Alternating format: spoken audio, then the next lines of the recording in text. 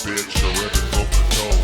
We invented the cherry tomato and Waze USB drives and the Iron Dome. Israeli salad, Uzi Stenton, Jaffa's orange grow. Microchips is us, iPhone cameras us, taco salads us, Bodagabanos us, Olive Garden us, White House for us, Sabra Hamas, as far as us. Hello. That was a force of habit there. You got too used to it, dog. I'm back. It's my turn. Hello. Welcome back. And welcome to Bad Hasbara. The world's most relieved to have Matt back podcast. That's right. My name is Matt Lieb. Guess who's back? Back again. Matt Lieb's back from vacation. Matt Lieb's back. Well, this looks like a job for Lieb, so everybody just follow Lieb. Very good. And I will be your most moral co-host for this podcast. Because, we need some jokes about puberty or, I don't know. Anyway, I'm Daniel Matte. Your most moral co-host. That's not your right. anchor, not your quarterback, not your first line host. It's so nice to be back in the beta chair where I can do my best work. You have been doing great work in the Alpha Chair. I just want to say I've been very impressed. I've watched all the episodes without me. I've noticed a distinct lack of just childish humor, a distinct lack of my penis or whatever I say, and I'm like, damn, this would be a good show. The words have taken a precipitous drop. Yeah. There's some. I have I have us, but yeah, we have different but ways you don't of have the prevaricating. and the to me's. Someone put together a supercut. And the idea. The idea that, I really, gotta start, the idea that to me. Shout out to producer Adam Levin on the ones and twos. Also did a fantastic job while I was out. Man, you guys really killed it. Great episodes. If you haven't yet watched the one they just did with Alec, what's his last name? Harpaz, then you should. And you can watch that now on Patreon, patreon.com/badasbara. You can join. You can also join, on Substack. You can join on YouTube. There's memberships. So join and watch that episode as well as our giant library of other bonus episodes exclusive for members only. It might be the largest library that's still open. That's right. But it's not free. It's not free. It is. That's the whole thing. And for those who yell at us every time, they're like, "Why don't you release this for everybody?" I'd like to remind you, you get one free episode every week here at Bad Hasbara. Everyone can watch this show as well as clips from our bonus episodes by joining YouTube or listening on whatever podcast app you currently have. Very excited to be back. I had a great vacation. It was a lot of fun. It was also very hard, to be honest. I'm really glad to be back in the swing of things, back to work, because man, it's hard doing full-time parenting, you guys. I really, Well, but it's worth it. I mean, it's important. Like this is, if nothing else, think of it as plausible deniability down the line. Like, when Karina says you didn't spend enough time with me, or like this, be like, is, oh my God, I spent 2 weeks with I've you got- back I've in got- 2026. I've got photos. Yeah, I've got the gas receipts. exactly. Yeah. Oh, I didn't spend any time with you. I brat. spent a lot of money with you. How about that, daughter? Don't you know that's the currency of love? That's right. in America? And the currency of currency. Mhm. That's how currency works. Speaking of currency, not really. Well, unfortunately, it's current. Yes, but I am back doing my shitty segues, and one of those segues is about, hey, are you in Minneapolis? Oh, I'm sorry. I thought you were going to pivot to like one of the charities in Gaza. Which No, is why I not said, yet. Unfortunately, it's current. I'm very glad that your comedy career is current and alive. That's right. There is going to be a live bituation room with Francesca Fiorentini. That's my wife. Borat voice. Sorry. The Bituation Room live in Minneapolis is going to be Thursday, August 20th at 7:30. It's a really fun podcast. The link is in the description. Get your tickets now. It's a lot like this podcast, but with my wife. But with Francesca interrupting him rather than me interrupting him, and her Right. interruptions are a little more cutting, shall we say? more emasculating. So if you more are personal. like, Yeah, you're like, hey, I love watching Matt Lee, but I'd love to see him get his balls cut off a little bit. Then I'd like to come. see him both get acknowledged for his like ample dick size, but also Sure. like cut down for the way he uses it. That's right. That's right. So please, get your tickets now. I'm not It's gonna even be- joking. No, that's part of the stand-up act, and there will be Yeah. a bunch of stand-up dates. There are. I just don't have them written down, but we're going to be in Philadelphia. We're going to be in Brooklyn. We're going to be in Seattle. We're going to be in Portland, and they are all going to be great shows. But please, if you are in Minneapolis or the surrounding area, come to the Parkway Theater August 20th, 7:30. It's going to be great. Okay, today's episode is brought to you by Palestine Children's Relief Fund. The PCRF provides free medical care to thousands of injured and ill children in Palestine each year. They sent over 2,000 affected children abroad for free medical care, sent thousands of international doctors and nurses to provide free medical care in local hospitals, and provided tens of thousands of children humanitarian aid and support they otherwise would not get. If you have any money and you want to use it for supporting a good cause and not just more podcast, go to pcrf.net and donate today. There will also be a link in the description, but please, any money is helpful. They are doing really fantastic work at Palestine Children's Relief Fund. So please go to the link and donate. Daniel, Yes, sir. I'm back, so I can do it live. Yay. What's the spin? A few more from the road trip, and these are all just albums that hit me out of the blue, and they're all fantastic, and I hadn't really either heard of them or heard them before I bought them. Just kind of going off vibes and sometimes looking up reviews. Just go off vibes. Rebecca and the Sunnybrook Farmers. That is a And, vibe. It's a vibe, right? And I'd What sometimes am I just buy seeing on records the off eggs? What am I seeing on the eggs? of. They look sort of like, I don't know, Fetuses. like They're- embryos with like Yeah, women's hair. Embryos. Yep. Yeah. It's not an all-woman group. Check out the portraits of the sketches of the band members. It's mostly dudes. Mickey Kapner. Mickey Kapner looks like he fucks. And then He Eileen fucks through- Rappaport. he looks like he fucks through a hole in the sheet. Yeah, he does. Eileen Rappaport. Oh shit! Look at that. It's Yeah. Michael's mom. That's cool. Nice. It's very cool. And it's incredible music. Like I thought it was just going to be psych folk, but they go to all different kinds of places. The Replacements. Don't Tell a Soul, Paul Westerberg's group. Gorgeous. Cool. Gorgeous, like indie American alternative music. Sick. Some Northern European like proto death metal band, but it doesn't sound anything like death metal. It sounds closer to Iron Maiden than thrash.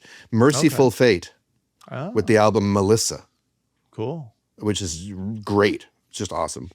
It's a crazy, crazy name for a band, and then the album title is just like Melissa. Yeah.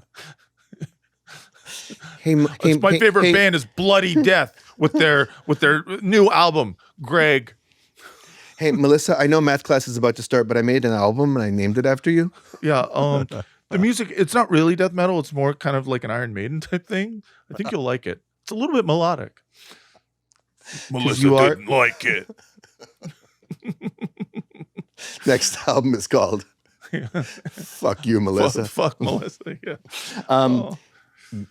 Speaking of profanity, Oh shit. Look at here's this. Gal Costa, the incredible Brazilian singer, with the Yeah. album Profana.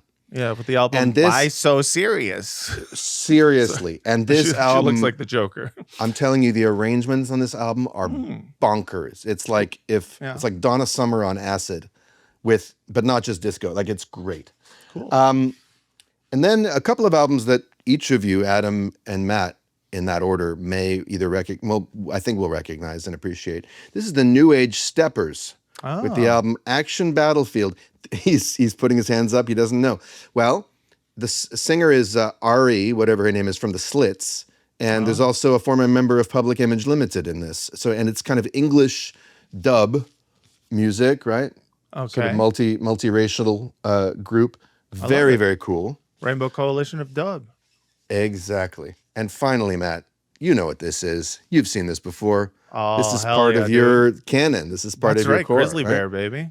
Painted Ruins. And Yeah. it's gorgeous. It's truly Such a good album. Truly gorgeous. Like it doesn't even like, I don't even have to adjust to like Animal Collective style, like atmospherics or anything. It's really good songwriting. It's just straight ahead with some like, early 2010s flourishes, but like. Yeah. They're not a noise band. No, they're not a noise band. They're a band. They're not just a vibes band. They're not just like, oh, if you weren't in some warehouse in Williamsburg at that time, you'll never understand.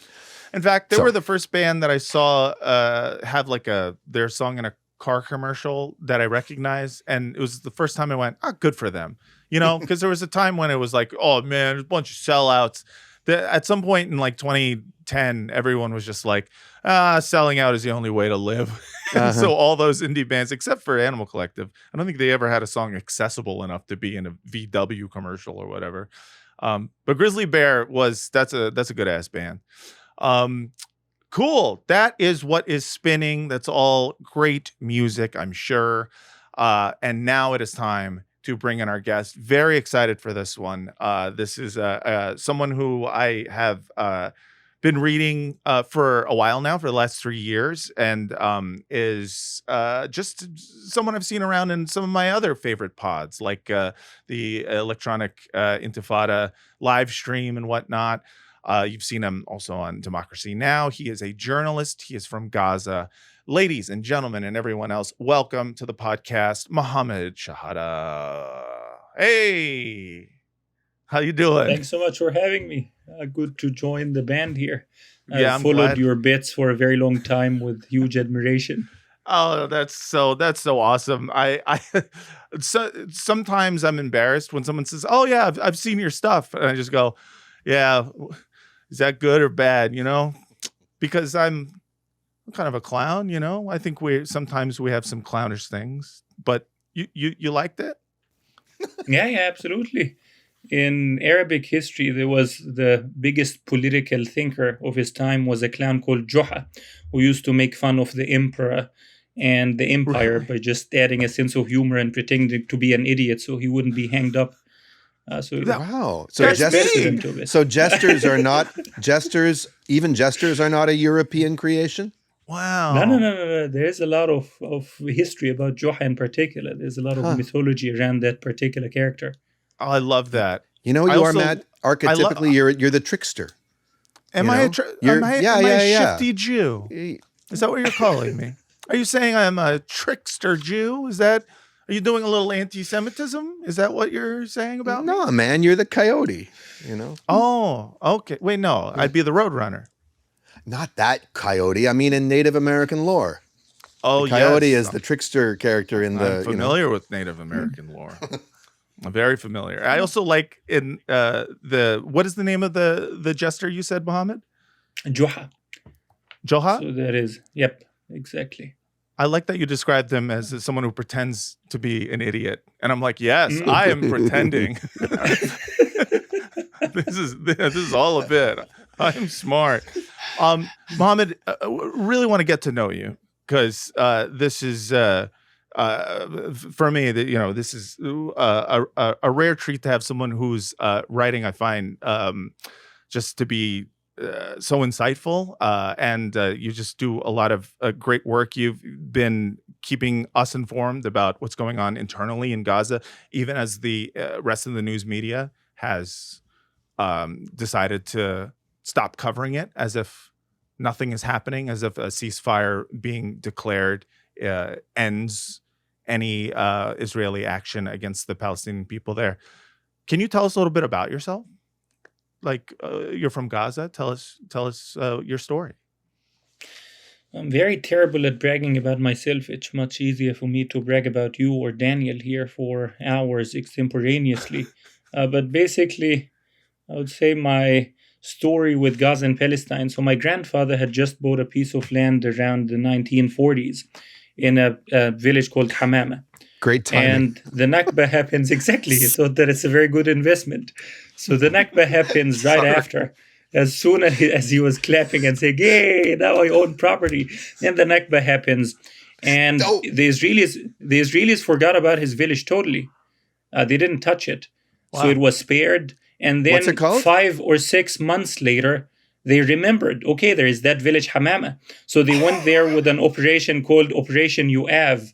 Do you know the Israeli War Minister Yoav Gallant? He's named course. after that operation. Holy They were like, there are fuck. No way. His You know, father took part in it. on our very last episode, we played his origin story. Have you seen this video of him telling the interviewer how, you know, after the first phase of the War of Independence, we were waiting for the rest of my family to come from Europe. And Yes. my father's lieutenant pointed at a second floor house and said, "That is yours now." And then he lived with a couple of Arabic brothers until they Yeah. died Yeah, and went to Ramallah.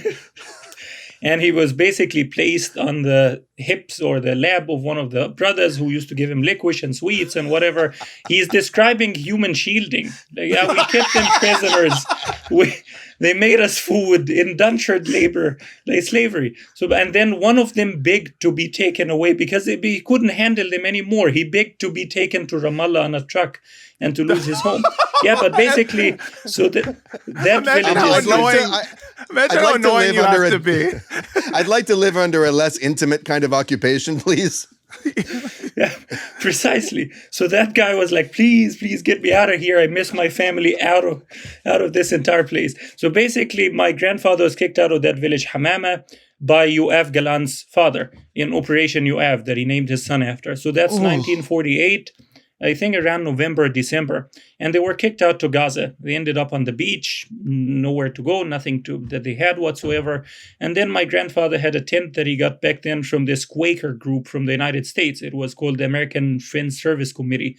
That was the precursor to UNRWA, the United Nations Agency for Palestinian refugees. Right. And basically, in that tent, he started putting one brick on top of another made out of clay and whatever he and his kids would sort of save up, and that turned into a small shack. And in that shack, he planted a fig tree to remind him of his village and the piece of land that he had just bought and then lost. And as soon as he started Muhammad, I'm sorry to interrupt, but like the idea of a Palestinian father building a house inside a tent is one of the most incredible images I think I've heard in a while. Like that would make an amazing children's book. Have you thought about that? Like that story of building something more permanent inside something temporary. Yeah, Isn't that yeah, that's yeah. gorgeous? Wow. It's amazing. precisely, it went step by step until I left Gaza. I kept going there and visiting that house. My uncle took over it until he died, and it was still being built up until that stage. So that's from 1948 up until the late 2016, 17, something like this. And he was still trying to build it into a proper house. He never finished the job. So basically, with my grandfather, in 67, he's like, finally I planted a fig tree. It's growing up, and he's clapping his hands again. Hey! And the Israelis go into Gaza and kick him to Egypt, to the Sinai Desert. They gave him a choice between Libya or Egypt. So he said, Libya has more oil and more opportunities, etc. Take me there. So they were put on a truck that dumped him in Sinai and were told, this is Libya, just start running like ducks. Jesus So he Christ. ended up in the Egyptian countryside. And then the Oslo Peace Accords happened, and my father, my uncle, were of the opinion that this is not going to lead anywhere. So they didn't want to take part in it and move back to Gaza. My uncle was with Yasser Arafat in Lebanon, in Tunis. My dad was a medical doctor, a pediatrician, and they refused to take part in it. My mom got her way. She basically chose the most opportune moment to have the maximum convincing power. That was the final match between Ahli and Zamalek, the top football clubs in Egypt. She just stood in front of the TV and refused to move or budge an inch. And she said, either we go to Gaza or you're not watching any of this. So my father capitulated. Sports wives know. Yeah, that's know. Precisely. Yeah, so my father gave in. Wow. So we moved to Gaza, and I remember when we moved to Gaza, there was the promise of the peace process. Okay, this is Oslo, this is statehood. Go ahead and build a country.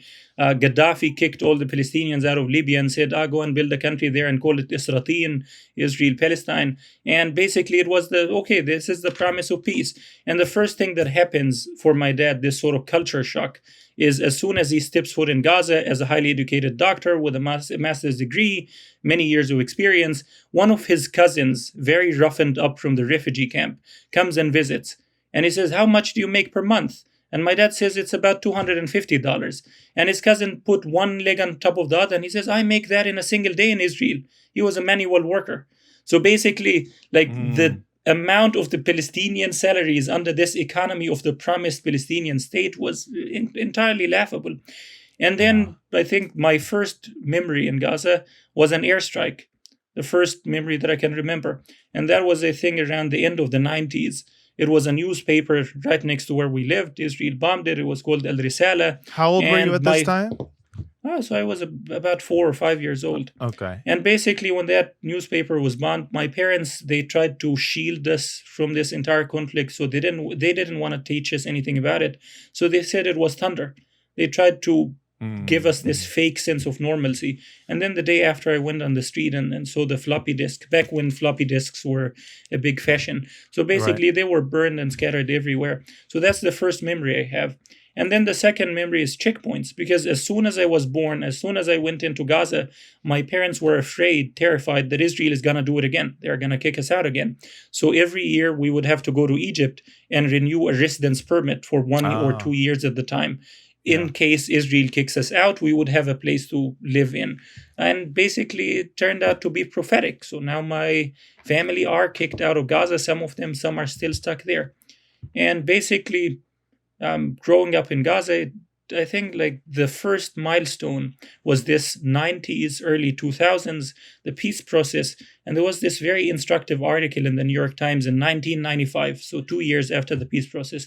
And the headline was, "Palestinians learn freedom has its limits." And the word that they are using about Gaza over and over again in that article is open air prison. That's the peak moment of the peace process. Wow. Then Gaza got an airport, I think 1998. And it took a long time for the Americans to negotiate this. Netanyahu was the one that okayed it to prove a point that he believes in new liberalism. What a great economic mastermind. And he said, "I believe in fair competition. I don't mind that Palestinians get an airport and then we can compete about cheaper cigarettes being smuggled in or something like this." So basically, the airport is built. My cousin got a job there immediately. And I think either he's one of the luckiest people that I know or one of the most unfortunate, because a year after the airport, Israel shuts it down. A year after, Israel bombs it. A year after, Israel goes in and uproots the torments. They leave nothing standing. And then each year since, they've been bombing it nonstop just as a target practice. And was there an immediate pretext for that bombing? I mean, to go from 1 year trumpeting this as a neoliberal success story or an example of Israel's, not wanting to get in the way of Gaza's development, to a year later pulverizing it. Was there any sort of pretext given? Or did they just hate your cousin? Was your cousin just really slow with taking scanning tickets? Right. Yeah, I lost my bag again. Sorry. There's airports I've wanted to bomb. I'll be truthful. Yeah. He was an engineer, so he worked in the radar tower. And basically, as soon as the airport gets bombed, he continues to receive a salary because he's an employee, a permanent employee of the Palestinian Authority. So he continues to receive a salary until today, although he has nothing to do. I shouldn't say that out publicly now. I think the US will cut off his funding for his salary in specific. But basically, with the airport, Israel's pretext was that we are bombing this as retribution, as punishment for Palestinians against terrorism. So there was, I think, an attack by Hamas or other Palestinian factions. And then Israel was like, this is an immediate opportunity. As soon as one of those attacks happen, it's like every crisis is an opportunity, kind of. And they looked at the bank of targets and they saw the airport is the immediate target that we wanted to take down from day one. Clinton forced us to erect that airport in order for Hillary to come to Gaza and cut the red velvet tape and make a big scene out of it. It was a very sort of crazy charade. It was bombed during Ariel Sharon's government, or it was bombed during... as soon as we're talking Sharon about took over. second Intifada time. Right. I had no idea that Hillary Clinton had ever stepped foot in Gaza. No, it was Hillary, I think, and Bill, both of them. They were there in a visit coordinated by someone that I knew that used to work at UNRWA. Makes me hate them even more. Yeah. The year before that, Hillary hosted a Ramadan event at the White House where one of the people that was there was Ismail Haniya's future advisor and Hamas leader Ahmed Youssef. And when Hillary was running against Trump, Youssef posted a picture of him and Hillary basically hugging and like schmoozing together. And I'm a journalist, so I interview those guys because it's an issue of public interest. And he was like, Sure. I'm trying to tank her campaign. It's simple. He basically said that he had written an article praising Obama in 2008 when the elections were happening. Yeah. And then Obama's campaign manager writes him and calls him directly and says, please take the article down. It's not going to do us David any good. Axelrod did this. Is that what I'm hearing? I mean, either that or Plouffe or whatever. That's crazy. That is crazy. I'm amazed that at some point Hillary didn't claim she keeps Zatar in her bag, her handbag. Yeah. You know? Exactly. There's this amazing story about Hillary being very mad at Clinton that she didn't want to sleep in the same room with him for a very long time until he agreed to bomb Bosnia and Serbia and get involved in the war. Oh, It's see, like the for a bombing second, campaign was the makeover. I thought that was because maybe he was a serial philanderer, but no, And sex offender. Yeah, it wasn't that he didn't satisfy her lust. It's he didn't satisfy her bloodlust. That's right. That's wild. Anyways, You can see it on her eyes. I saw her recently at an event, and she was basically walking around with this human submarine in front of her of like bodyguards, and they would push people right and left. And you look in her eyes, there's nothing behind, like a serial killer.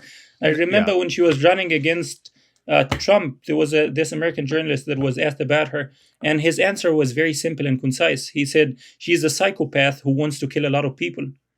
There's this leak about WikiLeaks founder Julian Assange and how she was casually throwing around the word, can we drone this guy? And they were like, no, we can't. They thought it was a joke and they left it off. And then she's like, can we drone him? But can we really drone the guy? Wouldn't be amazing if he's... I'll sleep in another room if you don't drone him for me right now. Were you around? Say goodbye to these. Oh God. Ugh. Were you around for the election of Hamas? And when did you leave Gaza? So with the elections, I remember it very vividly. I also remember Israel's so-called unilateral disengagement from Gaza. So when the disengagement happened, basically Israel evacuated about 8,000 settlers from Gaza and then moved 17,000 into the West Bank and then moved hundreds of thousands in the years that followed. It was a redeployment. 17,000, yep. Sorry, But when the disengagement I'm sorry to keep interrupting, but these little details I'm realizing that as you talk about it, there are things we talk about historically, like the disengagement, but I know very little about the details. So when it comes to these, and this is like my opportunity to find out, and I hope our audience, has similar curiosity. So these Jewish settlements in Gaza, we have a sense of the geography and the layout of the settlements in the West Bank, right? What was the array of Jewish settlements? Were they living along the margins, on the outskirts, in a particular place? Were they dotted throughout the Palestinian territories? How were they in, like, were there hilltop, and how were they secured? And what was your interaction with them? Yes. Well, basically with the settlements, they were strategically located in what was called the five-finger policy. So there were 4 clusters of settlements that cut Gaza into 5 cages. And each cluster was located strategically in the most fertile pieces of land or on top of water reservoirs.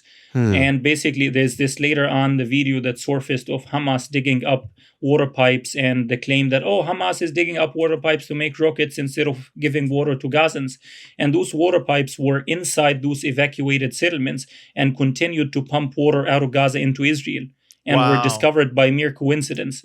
So basically, they were located in these strategic spots, and each settlement block cut Gaza with this corridor. It's like the Netzarim corridor that you saw during the genocide that split Gaza in 2 pieces. Right. So they cut it into 5 pieces, and the most infamous was this checkpoint called Abu Holi.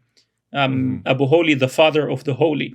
And basically, that checkpoint was manned by 1 soldier on a watchtower, and you were not allowed to walk on foot there. Even cattle, even donkeys and horses, you had to put it all inside vehicles. So you would see a taxi with a horse's butt sticking out of a window and the head out of another window, because they're not allowed to walk on foot. They're not allowed to take cattle on foot. And the soldiers there were very cantankerous. So if they're not in the mood, they would shut down that crossing for 8 hours, 16 hours, a whole day, 2 days, a week, however long they wanted. And basically, we would just sleep there. And you're not allowed to step a foot outside the car. Otherwise, you would be shot immediately. And I remember my parents yelling at us when we tried to open the door because of the sort of suffocating heat in that environment. So you were not allowed to even see where the settlements are. You knew that they were there. And these areas were basically like the forbidden zone, the forbidden land. So your life was basically like a Mission Impossible scene where you like can't touch the ground, like you have to constantly strategize about how to stay clear of the like laser sensors.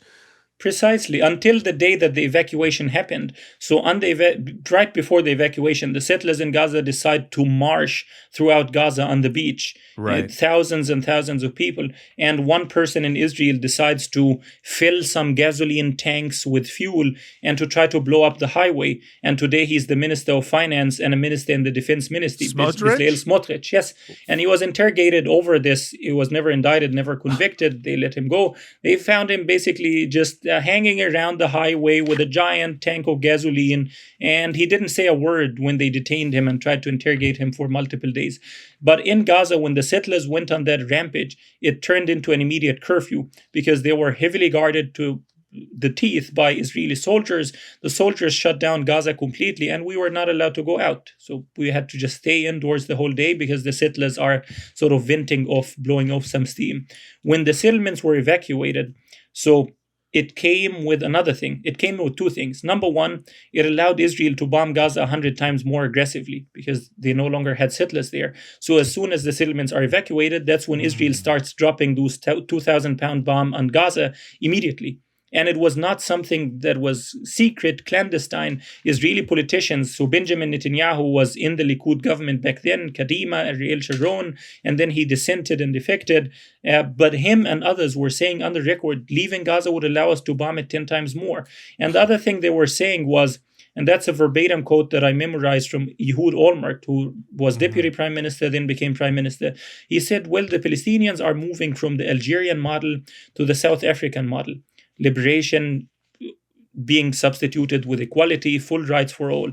And basically he said this is a much cleaner struggle, a much more respectable struggle. It's impossible for us to defame it and delegitimize it internationally. That's why we have to leave Gaza to kill this. And you had Ariel Sharon's advisor at the time, Dov Westglass, saying on the record, we are leaving Gaza to freeze the peace process, to just end any prospect of Palestinian statehood. Olmert, by the way, has become one of these like, international facing, reasonable Israeli voices who's been warning about the carnage in Gaza and hand-wringing about the loss of our humanity if this continues much longer. Yeah, I actually saw him in Canada last year.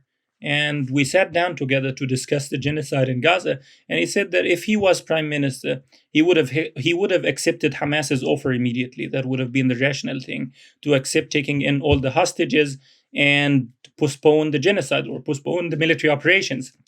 And he said that he would have given it 6 months for Israelis to process what they've been through, to come back to their senses, and then he would have proceeded with surgical targeted assassinations. And then he posed and he said, but my people would have not let me. Speaking about the Israeli public, the entire population, because they were in genocidal mode already. And I asked him repeatedly, why don't you run again? Why don't you run again? And then he said, well, if I know that I have a chance of winning, I'm going to run. He knows that today in Israel, and that guy is a Likudnik. He is not some sort of a peacenik. What was it like for you to sit down? What was it like for you to sit down with him? Like just subjectively? Extremely awkward. It was extremely awkward. And that's the position that you're in. So basically, and I sat down with him right after I was giving a talk at the Canadian Parliament. And basically, he made a point about Palestinians being aggressive and hostile, and that's why nobody wants to take them. That's the peacenik. And then I basically, it was my turn to speak after him in the panel.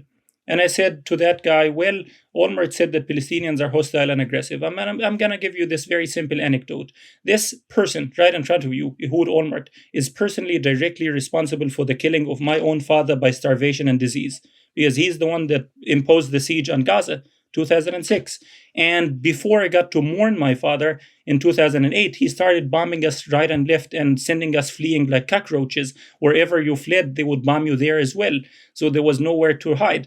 And basically, I went on and on and on about the things that he's done. And then I said, but nonetheless, I'm not here with a rocket or an RPG. So which of us is the radical extremist that nobody wants to take?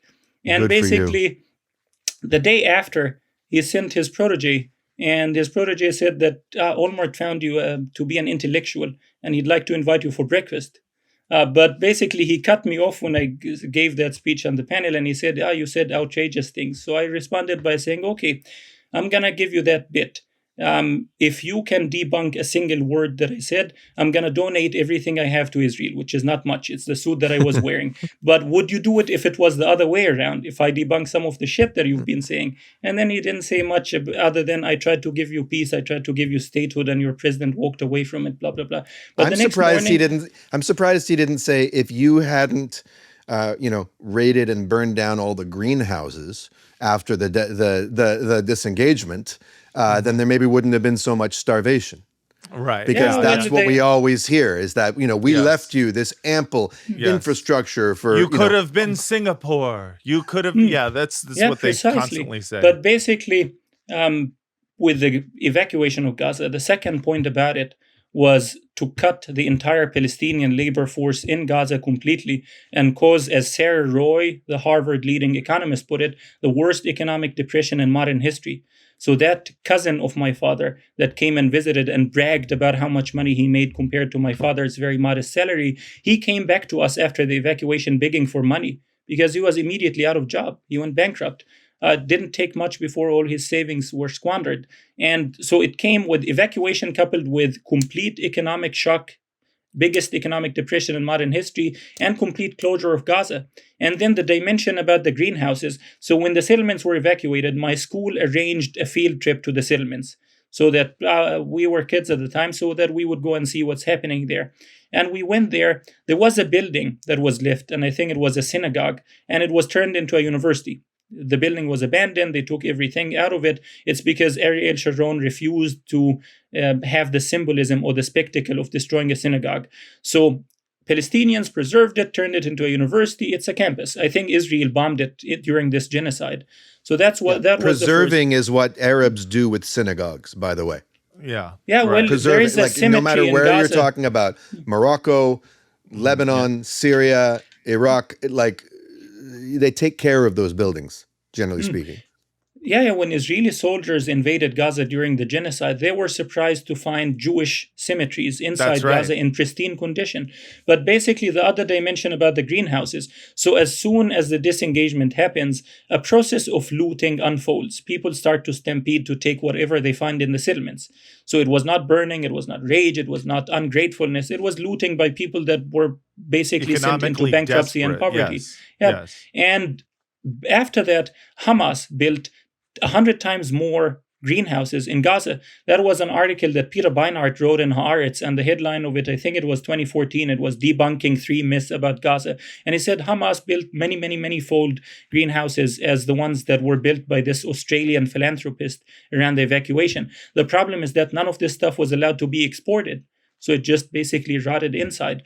So that's with the greenhouse stuff. It's all bullshit. But basically so the evacuation happens, and then elections happen right after. And elections happened in 2006. And Hamas was very reluctant to run because they denounced the Oslo process. They saw it as treason. They didn't want to legitimize it. And George Bush goes to Qatar and Turkey, and he nudges them to be like, hey, come on, you got to get Hamas to run in these elections. And they keep saying, no, we don't want to. And Bush keeps insisting, you have to run or you will be destroyed. And he keeps putting ultimatums. And then they decide to run reluctantly. And when they ran, the 2 things that allowed them to succeed was, number 1, the disengagement being unilateral, so the Palestinian Authority could not claim it as a fruit of the peace process, and causing the biggest economic depression in modern history. And number 2, Fatah was split between 2 slates, and it's something that Bill Clinton later on explained in depth. So basically, for Hamas, all they had to do was put all those banners all around Gaza that said, negotiations led nowhere. armed resistance is what liberated Gaza. It was a very simple slogan. With the elections, they didn't even mention the armed resistance. Nothing of it. They mentioned economic reform and change. They kept saying, look, prices are skyrocketing. Most of Gazans are now unemployed. We're going to fix all of this. The PA is corrupt because Americans, Europeans, they wanted this patronage system in the PA in order to buy loyalties. You cannot convince Palestinians to use violence against fellow Palestinians unless you bribe them somehow. You cannot ideologically convince them that this is for a greater cause. So basically, they were campaigning against eliminating that corruption, reform, change, economic prosperity. And I remember Haniya coming to campaign in our neighborhood. So he became the prime minister of the Hamas government. And he came to our neighborhood and he kept saying, believe me, trust me, I promise you, if I become prime minister, I'm not going to have an office. My office is going to be the mosque. Everybody would reach me. I would be accessible to all. Then there was the head of the Palestinian parliament. He was called Ahmad Bahar.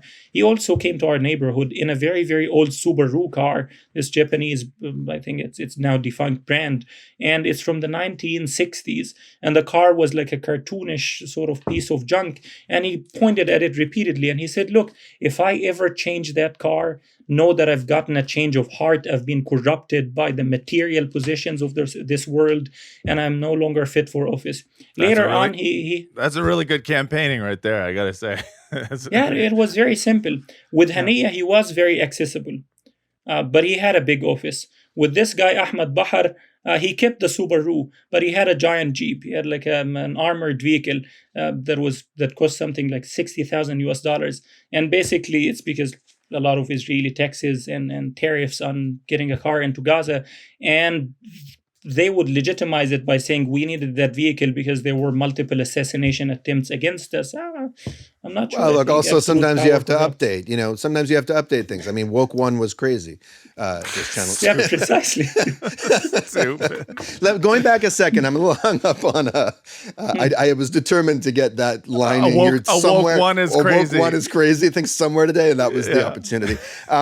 Mohammed, you said something about Bush insisting that Hamas run. What was his game there? Or was he just being a good pal? Like, what's the geopolitical strategy of insisting on Hamas's participation? Well, he was just being an intellectual vacuum. So he kept thinking that if he got Hamas to run, they would be defeated, and that would prove a point to Palestinians that armed resistance is not the way and the peace process is. Oh, so it's the Pied Piper strategy. Yeah, it's what the Clintons did for Trump. Yeah, it was a strategy in 2016. And our president, Mahmoud Abbas, I think he's now 90-year-old young. His dad lived until he was 106. So I'm not very optimistic about him basically passing away anytime soon. When Matt and I were in Jordan recently, we were surprised. We were surprised that all of the Palestinians and Jordanians and Lebanese who were on set with us, we were filming a movie, said that Abbas is a corrupt piece of shit. He's a murderer. He's a tin pot dictator, but also hilarious. Also a lovable clown, which I was like, I did not know that. Is that true? Yeah. I asked a lot of Palestinian Authority diplomats that know him very intimately, that sort of had a lot of personal time with him. And they say that he's a wannabe comedian. He would have been a great storyteller. So imagine a different timeline. But basically with that guy, there is this leaked audio message in which he was asked, what is your message to China on the 100th anniversary of the Communist Party?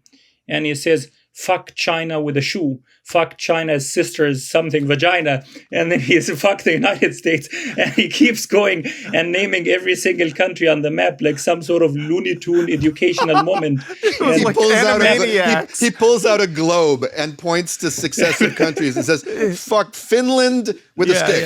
Yeah. Fuck Gambia. I don't even know how you're a country. You just look like a river. Fuck Papua New Guinea with a plantain. Exactly. The fuck is Belize? I do the self-torture exercise of listening to every speech that Abbas makes. He's very sharp because I put the speech on 4 times the normal speed, so he sounds very articulate. But people that have been around him recently, they tell me that he's practically a ghost. He's got this red button in his office. Every time he presses on it, a man comes in with a suit, this giant muscular puff guy, and he comes in with a cigarette in a tray. and that's the only function of the button, and it does not have any function whatsoever. It's like Trump's Coca-Cola button in the White House. So it is a very similar mentality. But Abbas kept going to Bush and saying, if you allow elections to happen, we're going to get crushed. Hamas is going to win. Look at the poll numbers. Look at these indicators. And Bush was not having any of it. Like, like, no, just Have trust me on this." the Supreme Court overturn it and just declare you winner. That's what they did for me. Relax, guy. Don't worry about Yeah, it. he kept saying that he had this gut feeling. And George Bush, for politicians that met him, I asked some of the Saudi diplomats that interacted with him, they kept saying that the guy felt like he was sent by God as some sort of a messiah, and that he had this epiphany, he had this message, he had this vision coming to him in his dream that he's going to set everything right, that he's going to get peace in the Middle East, etc. And then 9/11 happens and Dick Cheney takes over, and Bush is just relegated I to have a to doormat. say, I realized the other day. Egg to on my face. As soon as I saw 9/11, I said, "Ooh, egg on my face."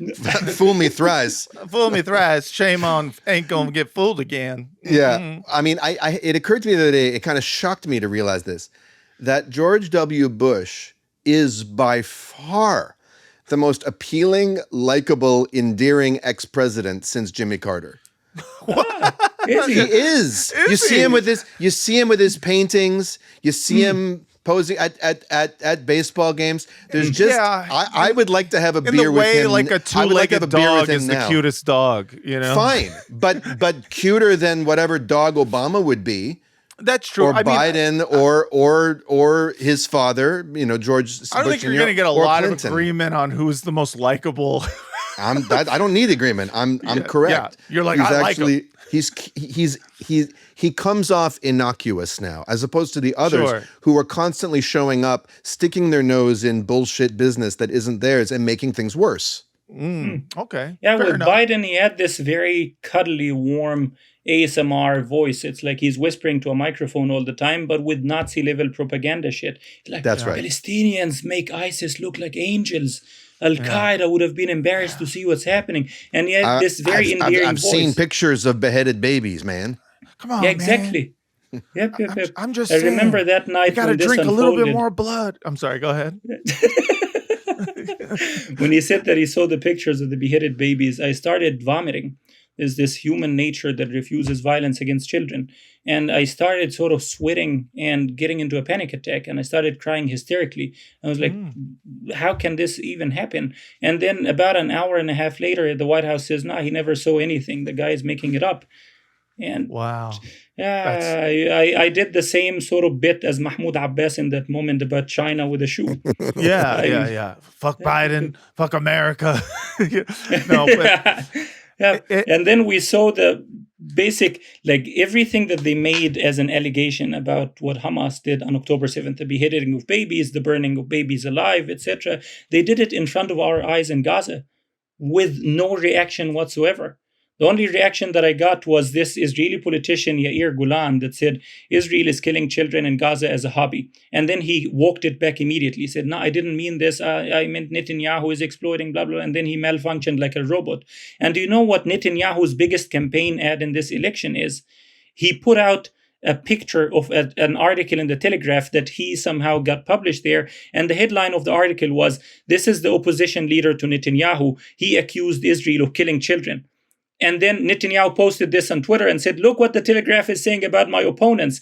And Yair Golan comes out and says, this is an absolute fabrication. I never said that killing children is wrong. It's a very nice I society. love killing kids. It's my favorite thing. What I was saying is that he did it weird.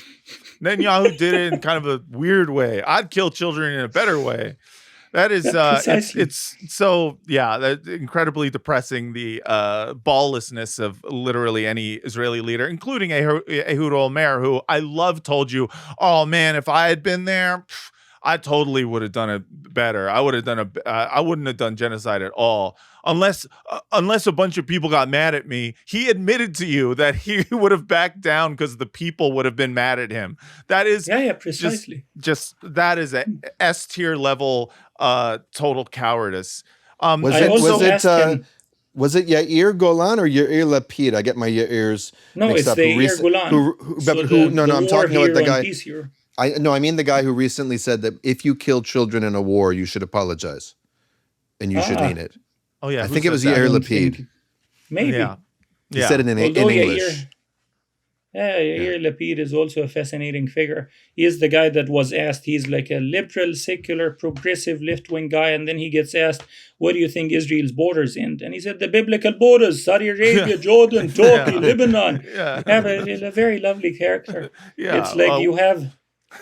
Where do the borders end? I don't know. Just as far as our troops can run a few hours before a ceasefire. That's how big the borders that's are. literally what he was saying. He said that the political reality at the moment does not allow us to get all of this Middle East, Greater Israel, but one day we could.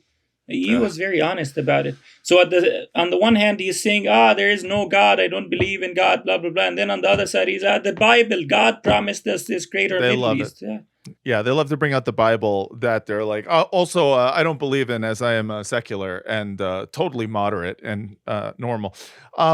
So Well, they're just throwing it over to the they're throwing the future of the Jewish homeland in the care of the higher power that they don't believe in. That's right. That's right. Bill Maher does the same thing. It's very funny to watch Bill Maher, who makes his entire identity being like, I just don't believe in any God, but mostly not the Muslim one. And then he will say, this is the Jews' land because God says it is. And it's like, the God you don't believe in, you're full of shit. Muhammad, before we take a quick break, I want to know, at what point did you end up leaving Gaza? And why? I think that question for me is very similar to asking a woman what her age, weight, and salary is in one question. Oh, Wow. It is okay. So painful to it's a think about question that leaving. I ask on a first date, is what you're saying. I'm just kidding. No, but it is a painful question to ask. I met a Palestinian woman that has been living in Denmark since 1998. And then I started a conversation with her about Gaza. She's from Gaza herself. And she knew where every restaurant is, where every shop opened and where every shop closed and who's gotten married last week. And she's like very updated on all the latest gossip in town. And I think it's a very peculiar and particular thing to Palestinians that I've seen in the diaspora, where they are always sort of feeling this sense of shame that you left and feeling this craving for relevance, that you try to stay in the loop about everything that's happening. Well, But you started basically, your most recent article with a quote from Ibrahim, a friend of yours, right? Who said to you before October 7th was saying to you, you should come back, and then later apologized to you for saying that, or sort of took it back, obviously, like it's a good thing you didn't. Yeah, absolutely. So he would call me once a week, once every other week. And then first thing he says is, you're an idiot. You're a schmuck. You have to come back immediately. You're wasting your life. Ooh, And schmuck is a low blow. That's a low blow. Throwing the Yiddish at you? Ooh, Yeah. bro. It's the Arab equivalence of it. Right. So basically, he kept insisting that I should go back and that I had more purpose, more life, more drama happening in life in there than anywhere else. It's like living in Europe. You're stuck in a story in which you're not the main character or the second, you're an NPC. And basically, like, when you're in Gaza, life hits you from every direction. There's gossip, there's poetry, there is love. I think at some point there's this friend of mine that went into Gaza. He is from the West Bank, and he was walking down the street very late at night. He used to work with an international organization, so that's the only reason he was allowed into Gaza. And he took a walk on the beach late at night, and a guy comes up to him in a tank top and shorts, and very revealing shorts. And it turns out to be Ismail Haniya's oldest kid. He was this very, very chubby guy. And he took him to this a chalet or a villa or whatever. Hamas built a lot of those to generate revenue from tourism as a government. No tourism is allowed into Gaza, so it ended up just being used by them for barbecues and parties and whatever. So he took him to this villa at a swimming pool and kept him there all night and kept barbecuing for him in that tank top and the shorts. And my friend was like, I'm afraid that he's going to do something to me.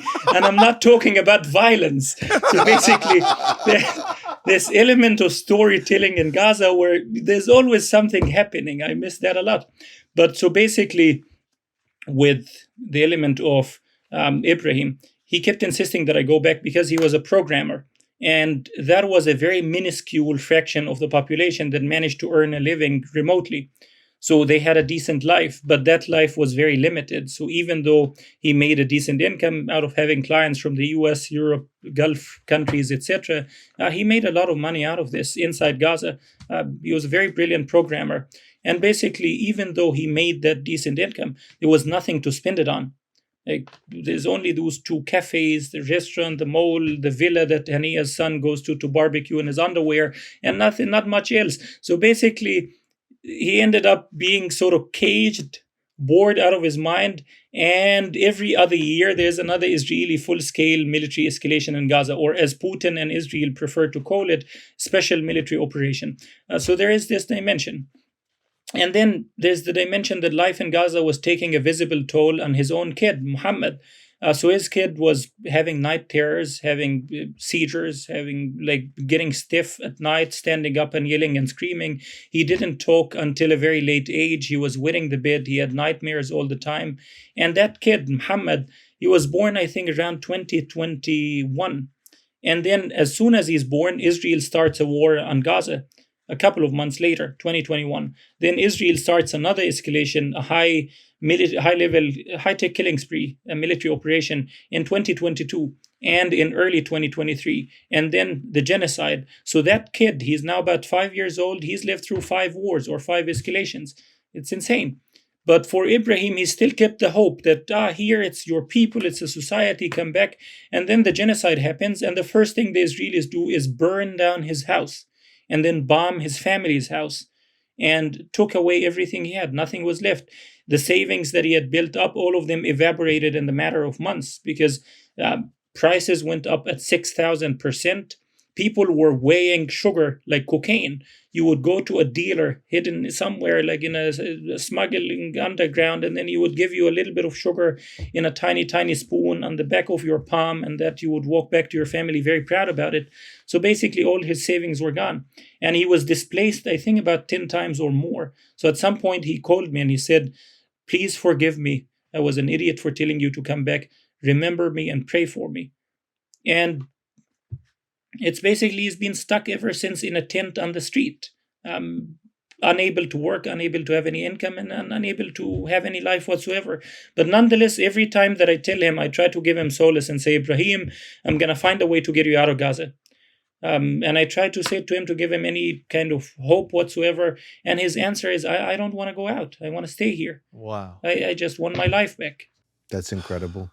That You really is. just answered the question that's been kind of clanging around in my head for a few minutes, or at least you pointed towards an answer. And this is another one of these sensitive questions, and I want to be sensitive in how I ask it, but maybe even if it's clunky, you'll be able to find what I'm trying to say here. He's going to ask And you it's- how much you weigh. What's your cup size? I'm Yeah, sorry. and when you're expecting. yeah, Um, that's right. And it's sort of on the lines of what Matt said about how we don't talk much about intra-Palestinian conflict, but it's different. It has to do with the quality of life in Gaza pre-October 6th. So, I was very influenced by Norman Finkelstein's renderings of things. Gaza has been a bit of a black box to me for a long time. I didn't know as much about life inside of it as the West Bank, which for a long time was just evidence of ignorance, probably a certain degree of, latent prejudice from my Zionist summer camp days, all that kind of stuff. And he would describe it as the world's largest concentration camp. And he would quote Gior Island, and he would quote Baruch Kimmerling, and he would cite Sarah Roy, who you mentioned. And when I pictured an open-air prison or a concentration camp, I had a certain picture of what that looks like from history, right? And it doesn't include cafes, and it doesn't include swimming pools, and it doesn't include restaurants or villas or anything like that. And it doesn't even include street grids, right? And I understood intellectually what he meant by that, the siege and all that. But then when I would see Zionists come out with their very aggressive dismissals of reports of Palestinian squalor and suffering, I'd be like, well, shit, what do I do with the fact that, these things aren't lining up for me? right? But what you're pointing to, I think, is a very kind of almost bespoke. It seems unique in history, but maybe it's not. Maybe it's just like a town under siege or an area under siege. But can you I say mean, it's a anything? Bantustan. A Bantustan, exactly. And maybe if Yeah. I'd studied more about South Africa, I'd understand better. It's a Bantustan that gets bombed regularly, Right. you know? But yeah, it sounds like you're describing a reality that was rather complex, and also a reality where wealth or at least privilege or comfort was stratified, where you had some people who managed to eke out a decent living, but there was no money to spend it, and then a much bigger majority. Am I filling in the picture for myself accurately, absolutely. faithfully? Okay. Yes. So basically, if you look at Yemen, it's been described by the United Nations as the worst humanitarian crisis in modern history. If you go to Google and Google Yemen shopping malls, Yemen five-star hotels, you will find plenty. Does that negate the other? It's the same if you look at the poorest country in the world. I think that would be either the Central African Republic or Burundi. And you just Google the same five-star hotels, shopping malls, you would find similar things. So that one does not negate the other. In Gaza, you had a lot of those. It was not a lot. I think it was like about 5 shopping malls, but about 10 hotels that were built on the beach, and then those small villas, like small house with a summer house with a swimming pool, etc. And all of them were built either around the Oslo process, 1993 and onwards, up until the Second Intifada, when there was the promise that Gaza would be open to the world. You would have tourists, you would have people from the West Bank coming to Gaza. Like Gaza in the old days was the vacation spot for Palestinians from the West Bank or from inside Israel itself. This friend that I mentioned that went into Gaza and got kidnapped by Haniya's son and forced him to eat his barbecuing all night in his underwear. He came out of Gaza with a giant tray on his head full of fish, just freshly caught fish from Gaza. And he went to the Israeli border crossing with that giant tray on his head full of fish. And for some reason, they allowed him to go to the West Bank with it. And when he entered his village in the West Bank, the entire village came out and stampeded to see the fish. And everyone started to tell stories about how back in the days they went and ate fish in Gaza and went and enjoyed vacationing ain't no at dead the sea beach. fish that you want to eat. I'll tell you that much. Right. So that was one element built around the Oslo process. The other element is a lot of those cafes and restaurants were built in 2011, 2012. So back then there was a revolution in Egypt, the Arab Spring. Then you had a new government that was more sympathetic to Gaza, and they opened up Gaza more than the previous government. And they were asked explicitly, why don't you open Gaza completely? And they said explicitly, it's because of Israel and the United States. We have agreements with both of them, intelligence sharing, financial aid, military aid. And if we open Gaza up, they would cut all of it off immediately. That was the head of the leading party in Egypt. Back then it was the Muslim Brotherhood. And even under the Muslim Brotherhood, even under the military, so there was this military council that took over under Mubarak's fall, they were not allowed to allow a single truck to go into Gaza through their own territory. Any truck that wanted to go into Gaza had to go through the Israeli Kerem Shalom crossing, even if it's coming from Egypt. The Egyptian borders were only for the crossing of pedestrians, passengers, and that's it. Like you would go on foot, you enter, you exit the other side, there is a taxi, takes you to the airport, but they were not allowed to lift the blockade. But they eased the restrictions substantially. And I think the US and Israel allowed this because, okay, there's a new government, we cannot delegitimize them, let's give them some tangible fruit to build up their base, stabilize Egypt, whatever. And those malls started to open up in the promise that Gaza would be reopened. And then it was never opened. Well, and when I think about it for 1 second, it's just a different version of what they do in the West Bank. Here's some sovereignty. Oh, no, not that. You can't be sovereign about that. But here's a little pocket. No, but not on this road, not on this highway. Even the phrase putting Gaza on a diet. Well, that doesn't mean complete starvation. Well, it means rations. It means rationing. It means rationing, and the crime, the source of the crime is in who has the power to make these decisions.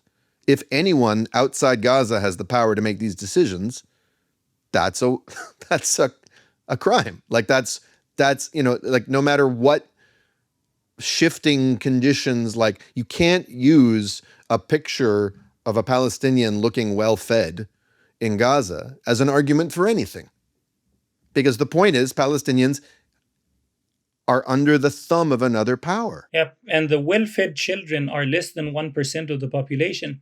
Even before October 7th, the people that could afford those restaurants were either senior employees of the Palestinian Authority or senior employees of international organizations or programmers like Ibrahim that were lucky enough to have clients from the outside world. And those were even a very, very lucky few. So those were the people that could afford those luxuries. I don't think that ordering a takeaway is a luxury in New York, but in Gaza it was described as such. But for the overwhelming majority of the population, you had unemployment going up to 67%. And then I think it crossed into 78% amongst young people, highly educated university graduates with no future whatsoever. And even the ones that were employed, the maximum salary per month was about $300 per month. That was in 2023. Right before October 7th. So basically, you ended up with a situation in which you would have people that would reach the age of 37, 38, without ever having had a single job in their lifetime, without being able to move out of their childhood bedroom, to put food on the table, to earn a living, to have a purpose, to start a family, to fall in love. They couldn't afford any of this. And the thought that was on their mind constantly is suicide, taking your own life, because they wanted this to be over one way or another. And it became a joke in Gaza. If you're sick of your life, 2 shekels will take you to the borders, to the Israeli prime meter fence. In the matter of minutes, you're gone, and that's it.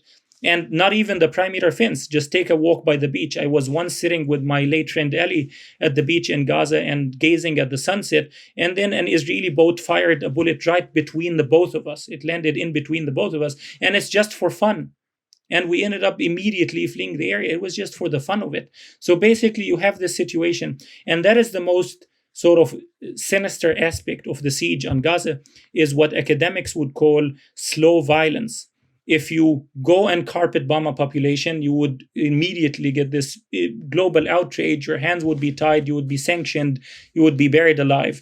But if you spread the violence across time and space, it becomes almost invisible. Nobody sees it. Nobody bothers to look at the details. So if you had 500 or 600 people in Gaza taking their own lives every year, it was scattered across time. So it didn't look very much sort of serious for people outside. But for people in Gaza, every day you hear about a new suicide or a new suicide attempt, and the first thought that goes into your mind is, this is the Islamic belief, is that this is a gateway to eternity in hell. And yet the situation in Gaza was such that people preferred God's hell over the hell that Gaza has been turned into. And the second thought is, if someone commits a suicide, if someone takes their own lives in Gaza, it would shame the entire family.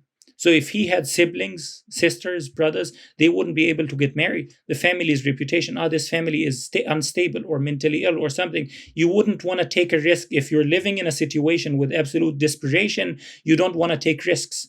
So in that situation, you go into survival mode. I'm not going to take someone that has this minor red flag on them. You cannot afford this I can fix him kind of mentality about men with red flags. Right. Yeah. Yeah, God. and incredibly, we're going to take a break here, but just incredibly, it occurs to me that slow violence thing, somehow they were able to take that same mentality of spreading it out and making it torturously slow and random and like that.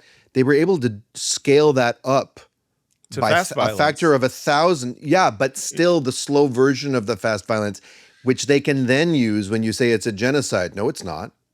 No, it's not. If we wanted to genocide them, we could do it all in one instant. We didn't do that. Right? Yeah. And yet some, of course, it hasn't been invisible to the world, thank God, which is why we're here. But it's been invisible enough, and it's been invisibilizable enough by the media because it's a slow drip. And then when you get a big news cycle like Abdullah Sayed or AOC freezing her eggs or whatever the fuck, right? We have other things to focus on because, 100,000 people didn't die yesterday from a nuclear bomb. Anyway, it's incredible. Thank you for this backstory, Muhammad. That's one of the most comprehensive, fascinating, and blank filling in conversations we've had on this podcast, bar none. So thank you. Thank you. I would add a final point about this sort of slow violence. If you look, for example, at famine in Gaza, made headlines all over the news. It shifted public opinion dramatically. And then Israel decides to do one simple thing. They flood Gaza with junk food, chocolates, crisps, Yes. ultra processed food, highly processed food, while continuing to ban or restrict any fresh, healthy vegetables, fruit, meat, chicken. All of it was restricted or banned. And basically, the result out of this is this speed fattening process that you had within a very short time. I think it was between October last year until today, August. So in those almost a Holy year. shit. So in that time, you have now, according to UNICEF, about 78% of children in Gaza having to eat this highly processed junk food to survive. And about, I think it was 54% that did not have any vegetables or fruit at all, zero. And the point behind this is if you give an emaciated population vegetables and fruit, it would take a very long time for them to look healthy again, to gain some weight and recover. But if you flood them with chocolates, with crisps, with chips, etc., you achieve the goal. And now Israel is dancing all over and saying, look, the latest UNICEF report is showing that weight to height ratio in Gaza is improving. Of course it is when you're fattening them on purpose. And of course, you're keeping their cortisol levels really high. If you know anything about the physiology of junk food, this high glycemic diet is going to make you, it'll drive you crazy at a certain point because you're not getting the nutrients you need for regulation, as if the life they live isn't dysregulating enough. Yeah. And no movement. In Gaza Right. at the moment, you cannot go anywhere. To move you is have to the die. entire population. Yeah. The entire population is squeezed into 30% of what Gaza used to be, and it already was one of the most densely populated areas on earth. So now, and as you said, to move is to die. Families are saying to their kids, stay home, don't go anywhere. So you are literally having the population in feeding pens, fattening them for the world to see that there is no famine. Look, they're looking healthy, they're obese, they're overweight. Right. It's very right. ugly and brutal. I'm sorry, Yeah. the Nazis never had this level of Satanic cruelty. satanic forethought Yeah. and like multi-level torture. Like they were much more impatient. They were in a rush to get it done. Look, I hate to hand it to the Nazis, Seriously. but at least they were straight to the point. You know what I mean? That German efficiency. That German efficiency said, "Hey, enough with this optics That thing. We're just gonna kill 'em." Farfignugan, that genocidal Farfignugan, you know? Truly, But basically, there was a headline Speaking of in Volkswagen. Haaretz. I think it was about 16 years ago. There was a headline in Haaretz, the Israeli newspaper, that said Israel will allow hummus in Gaza, but not hummus with chili or other topping on. And Israel considered hummus with chili to be a security banned item that can be used to manufacture nuclear bombs. Well, and I asked. yeah. Now, I asked some Israeli sources, why did Israel decide to suddenly and abruptly allow hummus into Gaza, processed hummus? And they said there was an abundance of hummus in Israel without topping, so it was going to go bad. So they decided just to dump it in there. There was also a time when Israel would allow parsley, but not coriander. And it's because Israeli farmers had an abundance of parsley that they wanted to get rid of. Even during the genocide, there were Israeli farmers that were complaining that food from the kibbutz Be'eri, the one that Hamas raided and killed a lot of people there, the farmers were complaining that our produce from Be'eri is now going to Gaza. And they were very baffled. How did our tomatoes end up in Gaza at the moment? And the reason is because a single tomato was selling for something like $50 at the time.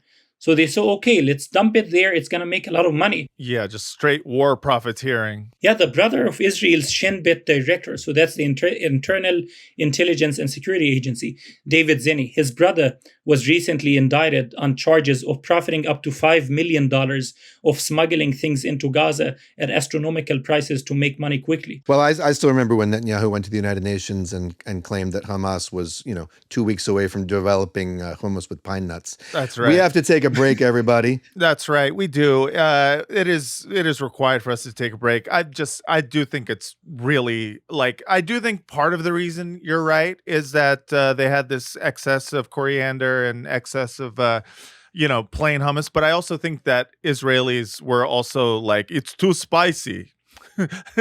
Something this spicy can be used to make a bomb. It takes it tastes too much like how you say this place. Yeah, the spices are too spicy for my taste. Do you know how much Israeli army officials and business people made from Gaza during the genocide?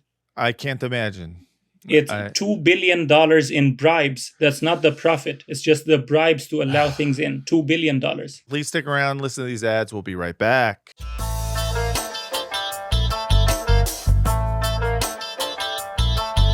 And we're back. This is Bad as Bar, the world's most moral podcast, here with Muhammad Shehada.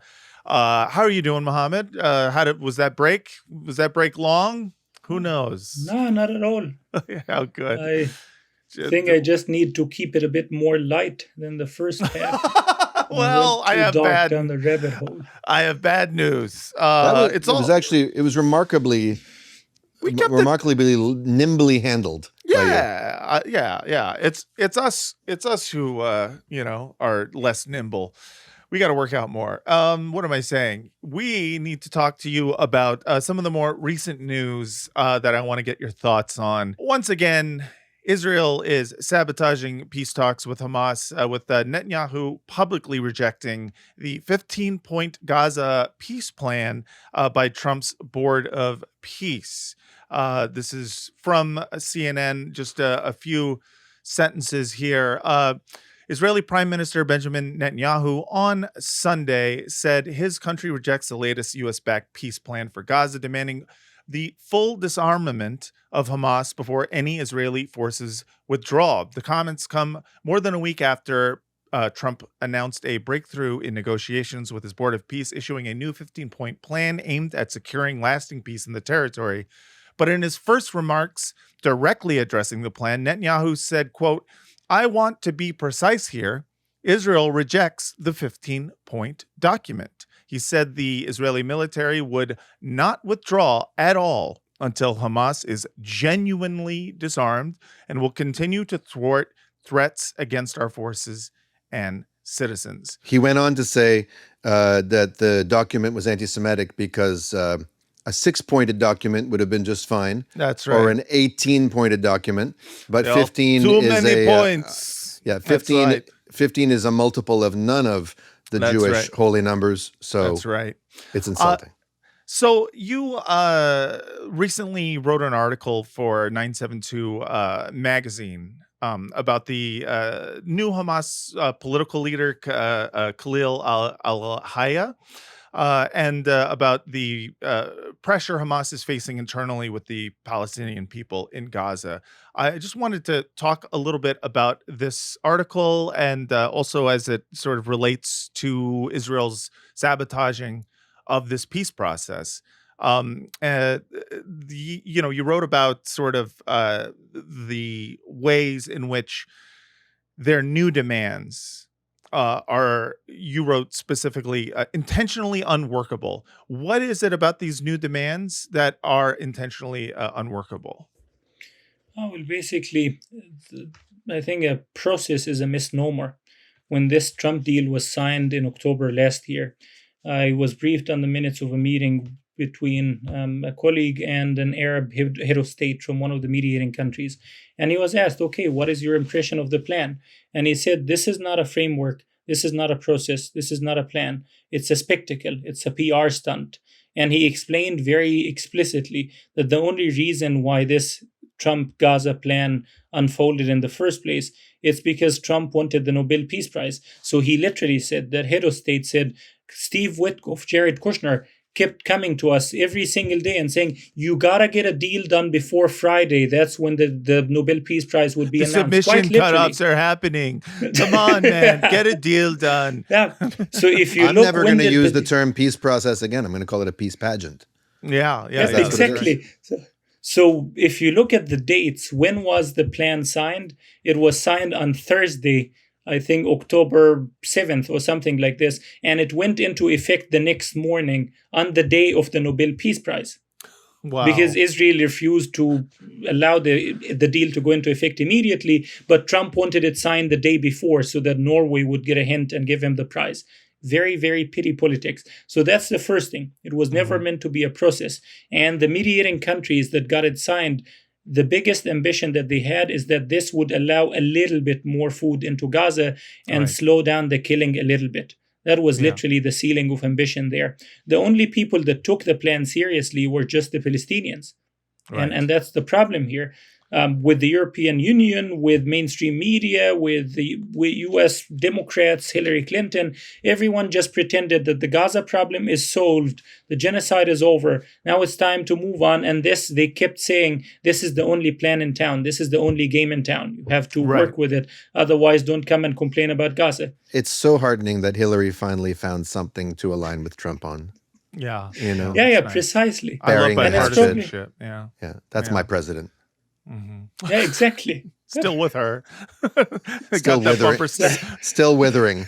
Yeah. Yeah, precisely. So when that deal was signed, there were a lot of obligations that Israel had to abide by, literally very minimal obligations. Obligation number 1, stop killing children. Obligation number 2, give food and water to children. Obligation number 3, fix the sanitation, the sewage system so children would not die from disease. Obligation number 4, fix hospitals so children would be treated. Obligation number 5, fix the electricity and water so children would have a more livable environment. Those were literally the conditions on Israel in phase 1. And in return, you would get all the hostages back, and Hamas would not fire a single bullet, not a single Palestinian party, full cessation of hostility. And then the only item of that phase 1 that was ever fulfilled was that Hamas released all the hostages.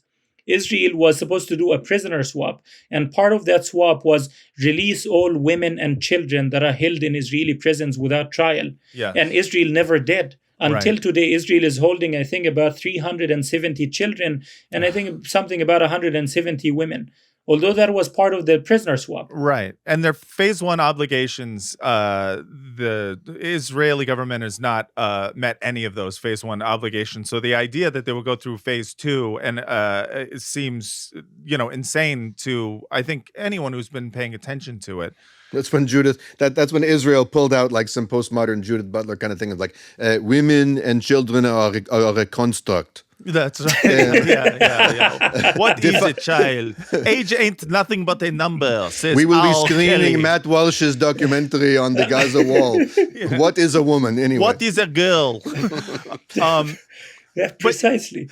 But if you look at the deal, how it unfolded, the only people that were involved in it from day one were just either business people or gunmen or fugitives. Literally nobody else, or dictators. You were telling us about a particular character off air named Tank Man.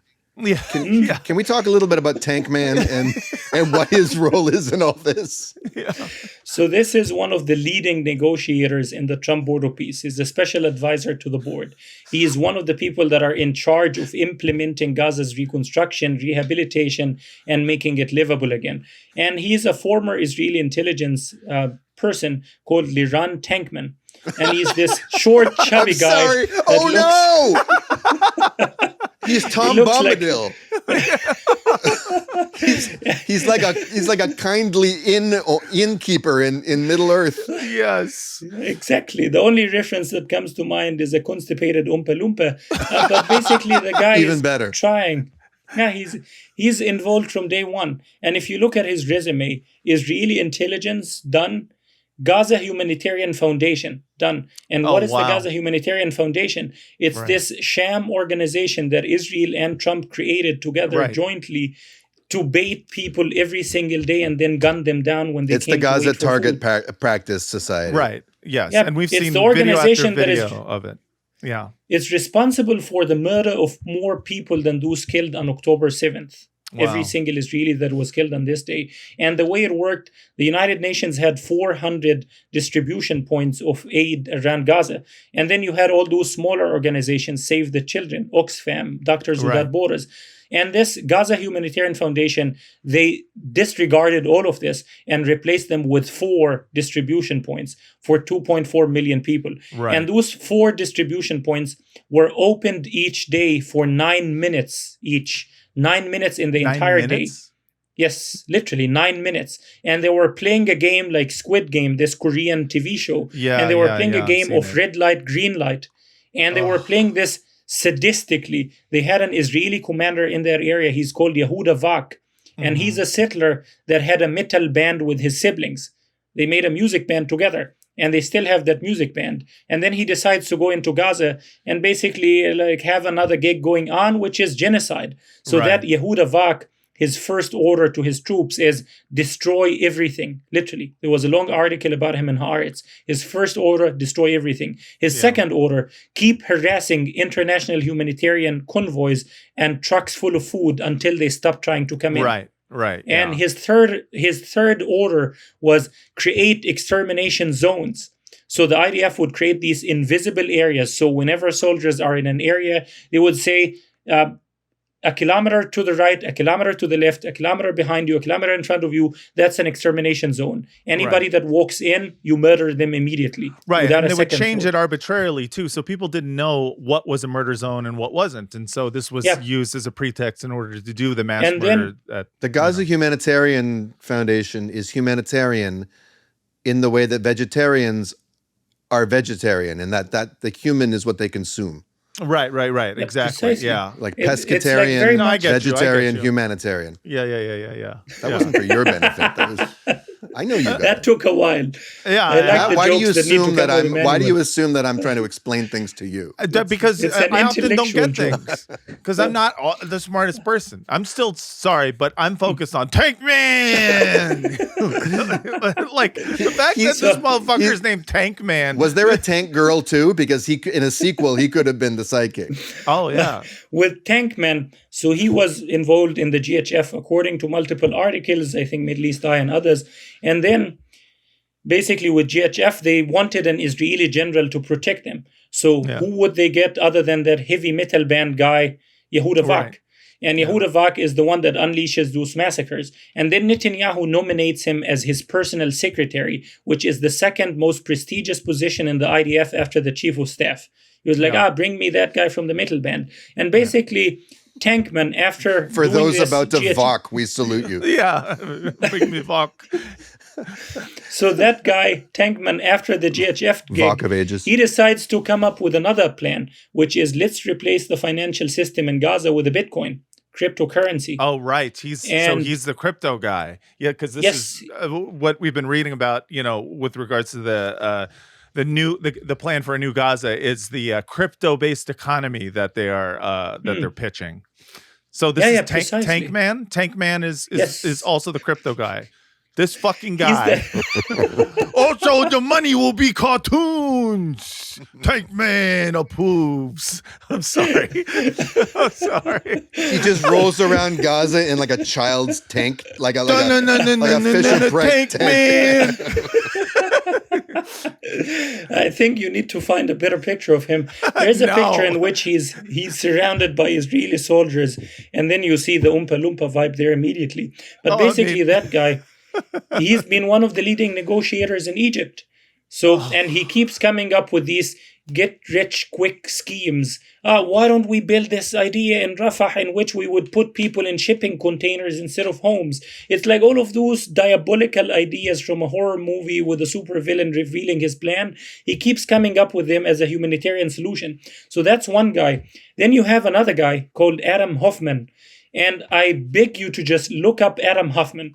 Immediately. He looks like the lead character in the movie Revenge of the Nerds.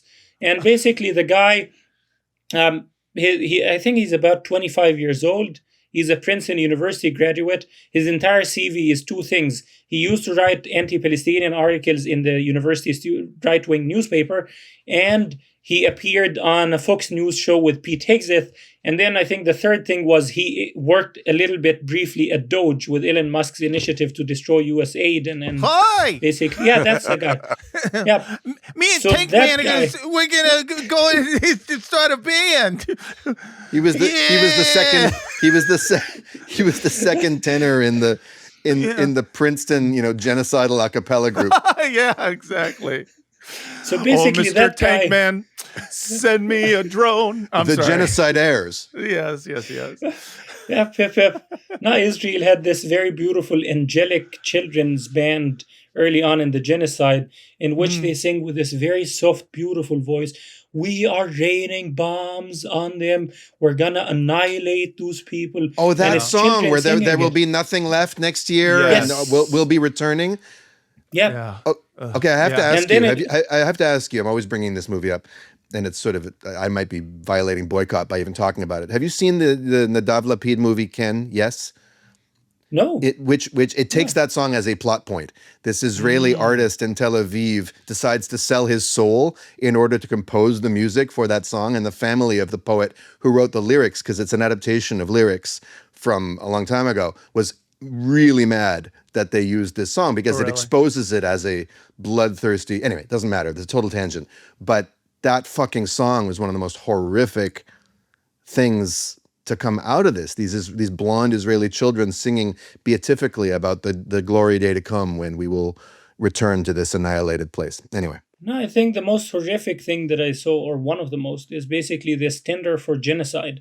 There was this long article in Haaretz about Israeli soldiers that didn't have any luck with women or men prior to the genocide, but once they uploaded pictures of themselves committing war crimes and crimes against humanity, they couldn't Wow. get enough women lining up to sleep with them.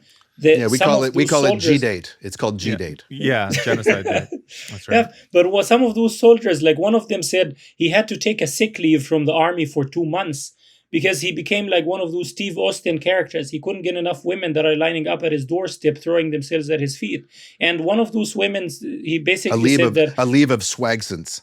Ugh. yeah, exactly. So basically, he said that there was this woman that asked to sleep with me, but on the condition that I sleep with her in an army suit, the one that I wore in Gaza. And then he didn't have a suit, so he went and took one from his friend and pretended to be a soldier just to get his way. And this like whole dynamic, it's not even something after October 7th. So around 2018, you had Israeli snipers lined up along the Gaza perimeter fence, basically kneecapping people and doing it for sport. They were counting, keeping scores. How many people did I kneecap? And the Right. highest score was I think about 42 in one day. And basically those soldiers were saying that when they go home, their spouses, their partners were asking them very curiously, very passionately, how many knees did you explode today? Right. Tell me about the heroism that you displayed in Gaza. It's very much like it reminds me of this cinema that Israel created, the open cinema around 28 and then 2014, where people from Sderot would go and line up along the Right. Gaza borders to look at Yes. bombs being rained down on people. Right. It's incredible.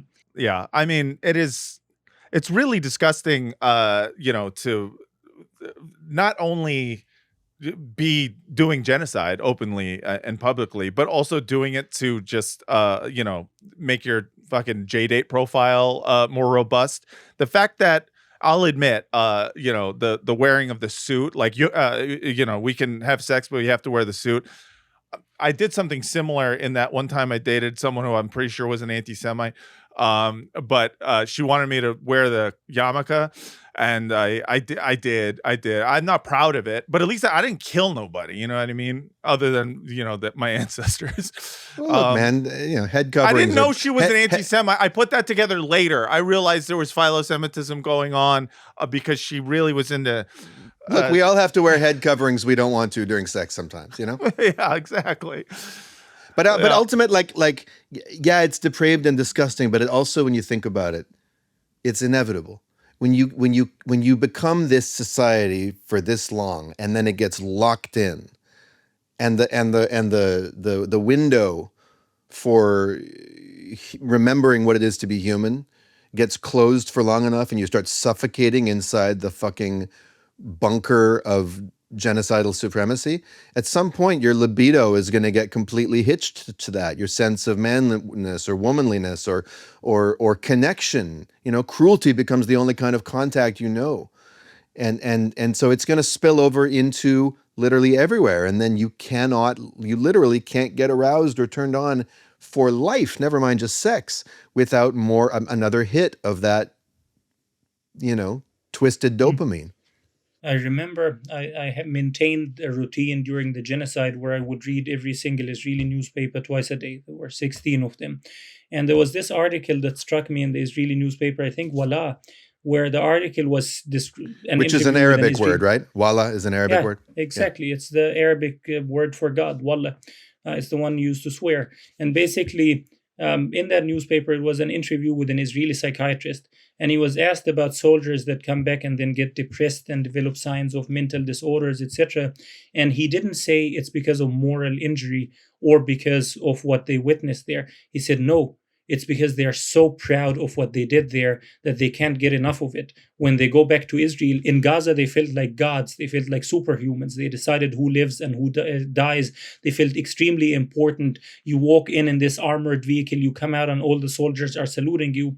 There was this footage in Gaza in which a soldier, it was a leak from the soldier's own body cam, and it was a soldier that walked into a room, and this elderly Palestinian man is sitting like this, and he's doing to him like this. He's surrendering, and the man is deaf. He couldn't hear him. And then the soldier shoots him 1 time, 2 times, 3 times. He shots him dead. And then he left out to his friends, his colleagues, and he said, I shot this guy and he was doing this. He was trying to surrender and I shot him dead. And then all of the guys there, they're like, that's a terrorist, mechablim, that's a terrorist. And they start to high five and laugh about it hysterically. There was this other incident in which 2 female soldiers in Jabalia, according to the United Nations, they basically lined up the civilians living there, and then they picked up 2 kids and they took them out of the queue and they forced them to strip down to their underwear, and then they forced them at gunpoint to dance while those 2 female soldiers kept filming them, and they were laughing hysterically at it. And that psychiatrist in Wala is saying those soldiers went to Gaza and felt like gods. They came back to Israel and they feel like nobody. Nobody recognized them on the street. They don't feel this immense power, and that's why they miss Gaza so much. They killed themselves because they were proud. Yeah, that's very similar to why Kurt Cobain killed himself. You know, if you ever read his note, he said, it's because I was a god in Gaza. That's what he wrote. Well, he was a god on stage, though. The psychiatrist is not entirely wrong. The only place I would dissent is that's not, that in fact is evidence of moral injury. Because you have to be deeply injured where your humanity lives, right? But I think what he's talking about is not the sort of shooting and crying moral injury that Israelis are used to thinking of themselves, right? Like the moral tumult, but it's the moral injury is so deep that they don't even notice it. Yeah. So all that, but anyway, we're kind of splitting hairs. I mean, I'm just saying to all those, who are, to whom that is happening to, have at it, keep going. We believe in you. You're right. You are gods. And the last person left to kill is yourself. So go ahead, feel free. And you're immortal, so you won't die. So see what happens. Sorry, but I just have no sympathy left. It's God. It's all God. I had a lot of conversations with Israelis about this trauma, generational trauma, and with people from the right, the left, far right, very far left, etc., with all colors of the spectrum. And basically, the way that I could conjoin those conversations together is that you had a first generation that came to Israel of Holocaust survivors. Of course, there's the Ashkenazim that came before, Ben Gurion and the Yeshuv, basically the founders of Israel. They systematically rejected European Jews that were poor or were not strong enough, because I think there was even a statistic that my friend Zachary Foster posted about this, and he showed that over 60% of the applications were turned down of poor Jews in Europe. But you basically had those survivors of the Holocaust, and they came to Israel with that narrative around the trial of Eichmann. A safe haven has to have standards, Mohammed. That's right. Oh, yeah. You got to have some threshold, below which only 60% didn't make the cut. Right. Yeah, precisely. So you had this generation of Holocaust survivors that Israel then abused. There was this article in Haaretz about Holocaust survivors in Israel that were about to be kicked out of an elderly care home. And they just said, our biggest wish is just to die peacefully. Just leave us here. Don't kick us out. But you had this basically abuse of the narrative, that Israel used the narrative to turn it into the national narrative. This is the main grievance of why we're founded. Although Ben Gurion said explicitly that if I had the option of saving all the Jews in Europe to Britain or half of them to Israel, I would choose to save only half. But basically you have this generation and the narrative being spread everywhere. And then you have the children of that generation. And I met some of them, and they would say that, okay, I would wake up in the middle of the night to my mother or my father running back and forth, crying and screaming hysterically for no reason. And you pick up this secondary trauma and you don't know where it comes from. And then in that secondary trauma, you basically go into defense mechanism. I don't want this to happen to me, therefore I have to be violent.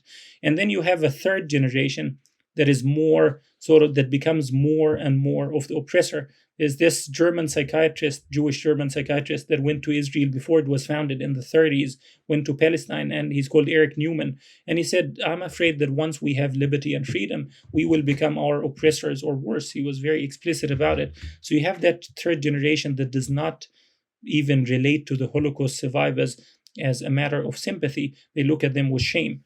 Right. I imagine you spoke to Mizrahi Jews as well. What do you make of, because they didn't go through the Holocaust, right? The Nazis weren't killing Jews in Yemen or Baghdad. My framing of it has been that most Israelis these days don't have Holocaust trauma, not even fourth generation Holocaust. They have Holocaust education trauma. Sure. They've been traumatized by their own country and its use of that thing. Naomi Klein called it prosthetic memory, prosthetic trauma. It's implanted. What did those conversations reveal to you? But basically, so that's what the third generation. The third generation is exactly as you precisely described. It's an implanted trauma. And with that generation, there was this fascinating article in the Jewish Currents around 2019. The headline was, maybe we should be a little bit Nazi too. And it was about those third generation Israelis that go to the concentration camps in that process of implanting the trauma, the indoctrination. And the lesson that they pick up is, oh, we should be like the Nazis because the strong survive. And you had this Israeli politician, he's called Hanamael Dorfman. He's the chief of staff of Israel's security minister, Ben-Gvir. And Hanamael Dorfman said on the record, my only problem with the Nazis is that I was on the losing side. So you have that third generation. With the Mizrahim, it's a different story. With the Mizrahim in Israel, I talked to a lot of Israelis from Arab origins, from Iraq, from Syria, from Yemen. One of them is this brilliant columnist in The Guardian, Rachel Shabi. And she said, you are brought up in Israel with this early process of self-hatred. You are always brought up with this process that you need to be in complete denial of your Arab roots, that you were ever Arab. And basically, she said that whenever kids at school see your parents speaking Arabic, they would bully you to death. Or even if they hear your Hebrew even if they hear your Hebrew with an ayin pronounced. Yeah, and it came with a social class. So you had people that came, Iraqi Jews that came to Israel, and they were professors and academics and doctors, and then they were given jobs as plumbers and bricklayers, and that was it. They were kept in tents, they were kept in camps, they were kept in miserable conditions. So you have the stigma of the social class, and you have the stigma of the basically the self-hatred that is implanted in you, to be ashamed of your pure existence. And you basically always try to run away from this by proving that you're more Israeli than the Israeli population. I gotta say, it's super cruel for, like, of all of the traits of European Ashkenazi Jews, to implant self-hatred into Mizrahi Jews is got to be the most, like, one of the most evil things to do. Like, you're gonna be like, here's the trade. We're gonna say we invented your food, but you are gonna start self-hating. That's what you're going to do. It's like implanting a non-native species. Like, that's right. Self-hatred is indigenous to us. Our ecosystems can handle it. We can make comedy out of it. We can do all kinds of, we can even use it to pull, we can even use it as a dating strategy. Like, we've found a way to, like, make it sort of sexy to some portion of the human population, like the occasional non-Jewish woman who grew up with none of this sense of self-deprecation, right? But to implant that in people who are native to the Middle East, which is a place of beauty and joy and exuberance and and genuine coexistence among religions, you're right, Matt. They're like, not only do you not speak Arabic, but we're also going to make you speak modern Hebrew and speak ill of yourself. Thanks a lot, Ashkenazi. The greatest trick the devil ever pulled was making you feel like maybe you're a devil. That's right. Well, look at that. All of a sudden, Muhammad is in a different area. That is called movie magic, fellas. That's because you had to move rooms. You got voluntarily relocated. That's right. Exactly. It's called ethnic cleansing. Ethnic cleansing from one room to another. It is different when you ethnically cleanse yourself. Yes. Yep. I want to talk humanitarian zone now.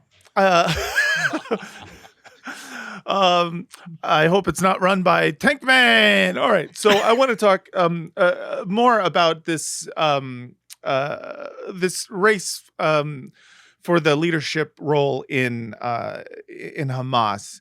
And specifically what Al-Haya has to deal with the fact that they've been put in this position in which if they in which they're being forced to relinquish all arms, including small arms, before Israel has done literally anything to live up to their side of the deal.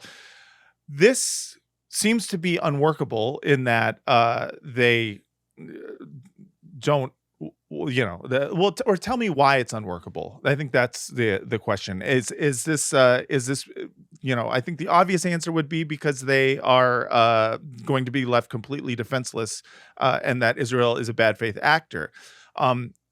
Is there anything else that I'm missing here? Well, basically, the original Trump plan. So there's two versions of it. The first one was the one that was, I think, finalized around the end of September. And then Netanyahu came in and spent 6 hours with Steve Witkoff and ruined the whole thing. But the original text was sort of drafted by, I don't think Trump has any intellectual capacity to draft anything, but it was drafted by his people, Qatar, Saudi Arabia, Egypt, Turkey, etc. And in there it said that Hamas should relinquish its offensive weapons. So that means rockets.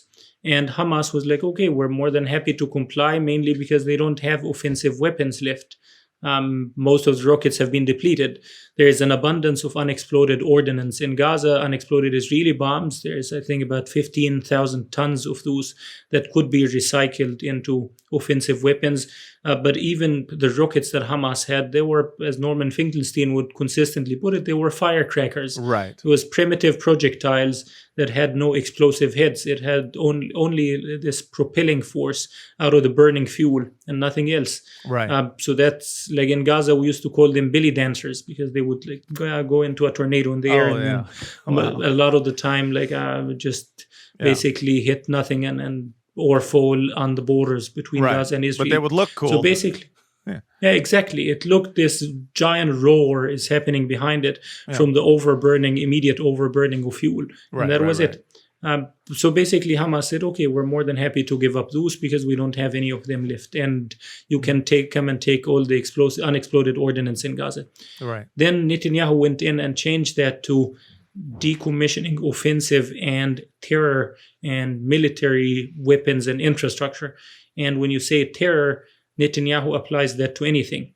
So that could be a pocket knife, it could be a stick, it could be a taser, it could be a dildo. Like Israel at some point made a legitimate claim, serious claim, that no condoms should be allowed into Gaza because Hamas would turn them into bombs. Right. So when Elon Musk banned the condoms for Gaza, basically there was a headline about, yes, Elon Musk was right to do this because Hamas has been weaponizing condoms. Right. I mean, I've been frightened by a dildo before, but only because it made me feel insecure. Right. Yeah. When it gets pulled out, when it gets pulled out, you know that you're on limited time. Yeah. So basically, with that decommissioning process, Netanyahu said, okay, I want everything in Gaza.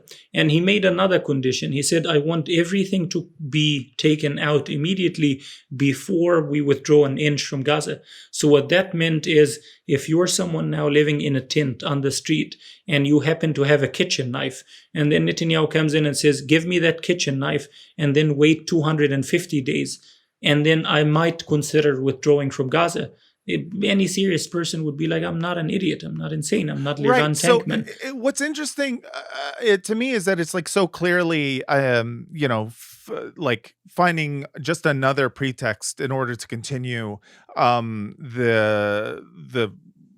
this war. I mean, the peace plan is supposed to fail, and it's supposed to fail with the Palestinians being at fault, with Hamas being at fault, and it puts the Hamas leadership in still a difficult position, because from what I understand, from what I was reading from a few of your articles, there is a lot of internal pressure within Gaza for Hamas to relinquish control of Gaza. Now, this is something we don't talk about a lot on this podcast because of the fact that it's usually, when people talk about internal political strife within Gaza, it's usually a Zionist talking point to spin armed resistance in general as like, as evil and bad, and also to spin the Palestinians as incompetent and fractured and right, if only they had a this and that.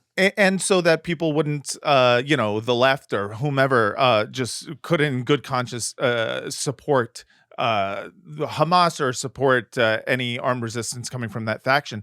But from what I understand, there is a general fatigue within Gaza with regards to Hamas's leadership. Can you tell us about that? Well, it's even inside Hamas itself. So as early as the Palestinian division happened, so that happened in 2007 when the United States, the CIA, began arming and flooding this Palestinian politician, Muhammad Shehada, with money and weapons to coup Hamas militarily after the US insisted that they run, and then they won and took the government. So basically when that happens and then Hamas sort of this mini civil war unfolds in Gaza, Hamas kicks out the Palestinian Authority to the West Bank. There were countless attempts by Hamas since then to give up its government in Gaza since the moment that this civil war unfolded.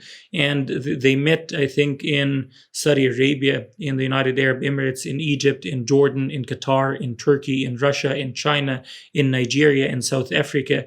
They were sitting with this like Looney Tunes, again, the sketch, sitting with a globe and pointing at any country and going and meeting there because they couldn't meet inside Palestine itself. Israel wouldn't allow that. And each time they had one of those attempts, it was a very clear agreement each time. Hamas would step down, the Palestinian Authority would take over, there would be elections, Palestinians get to choose. So that has been the consistent agreement that is being brokered by both.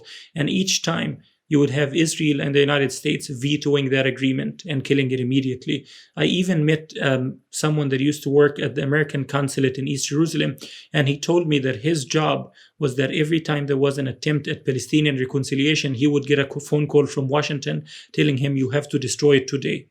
There was the clearest example was around 2014. So Hamas was like, okay, we're not going to go through a process. We will disband the government immediately. So the entire cabinet, Ismail Haniyeh was the de facto prime minister of Gaza. He resigned, his entire cabinet was disbanded, and they said to the PA, come and take over. What happened then is that Netanyahu took his delegation out of the negotiations under John Kerry with the Palestinian Authority, and he said, we cannot talk to you anymore because you're now in a partnership with Hamas. And the Palestinian leading negotiator at the time, Saib Ariqat, said, well, it's a catch-22. The Israelis kept telling us, we cannot negotiate with you because you don't control Gaza, and now they're saying we cannot negotiate because you are controlling Gaza. And then Netanyahu proceeded with Operation Protective Edge 2014.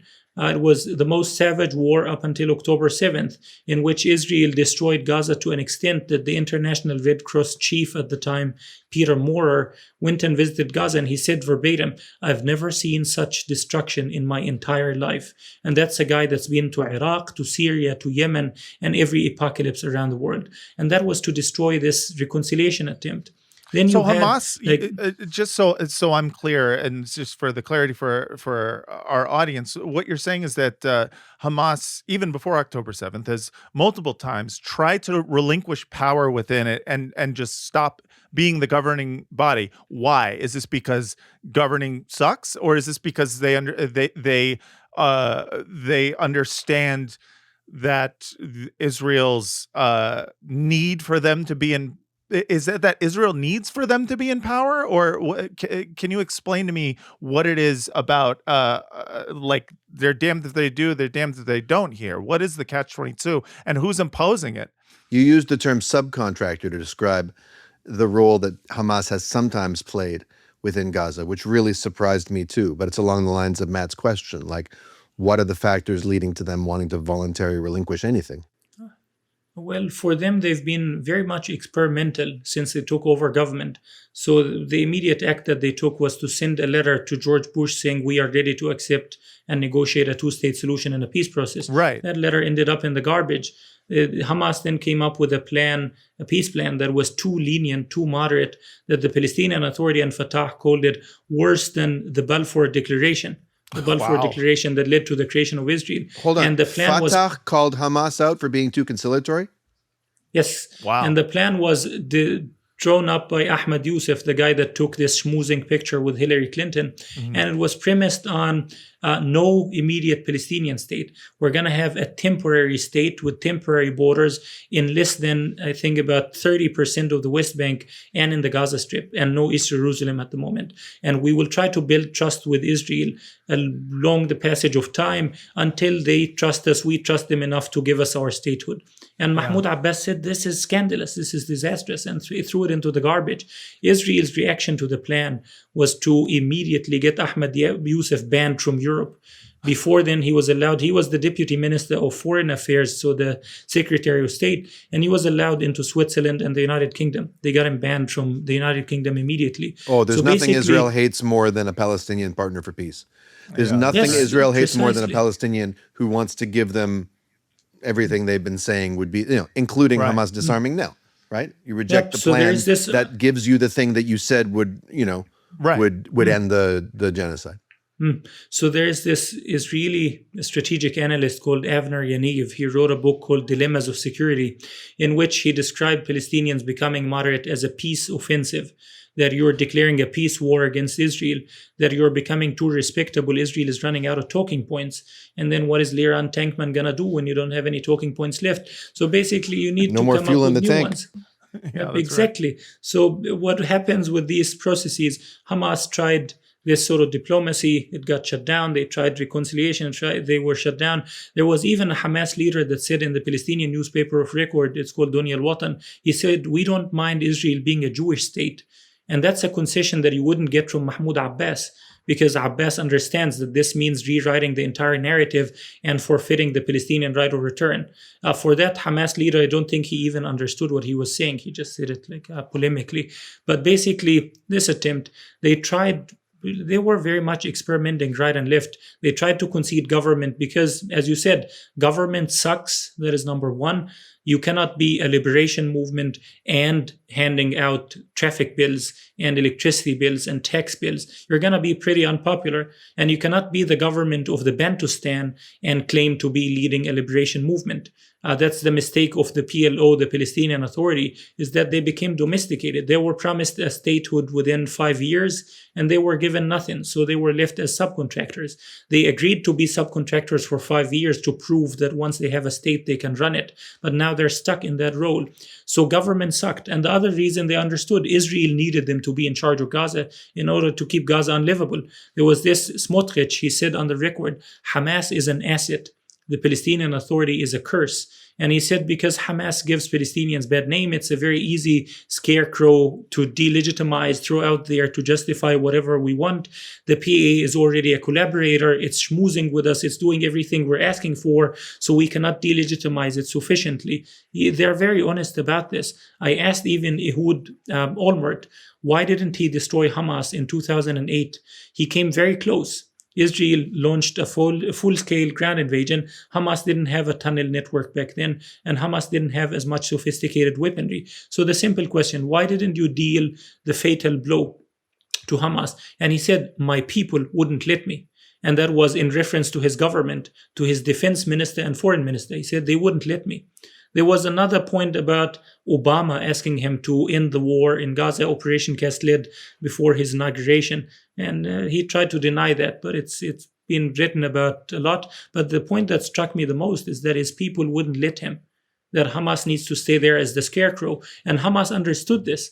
And that's why they left government in 2014. They left it in 2017, 2018.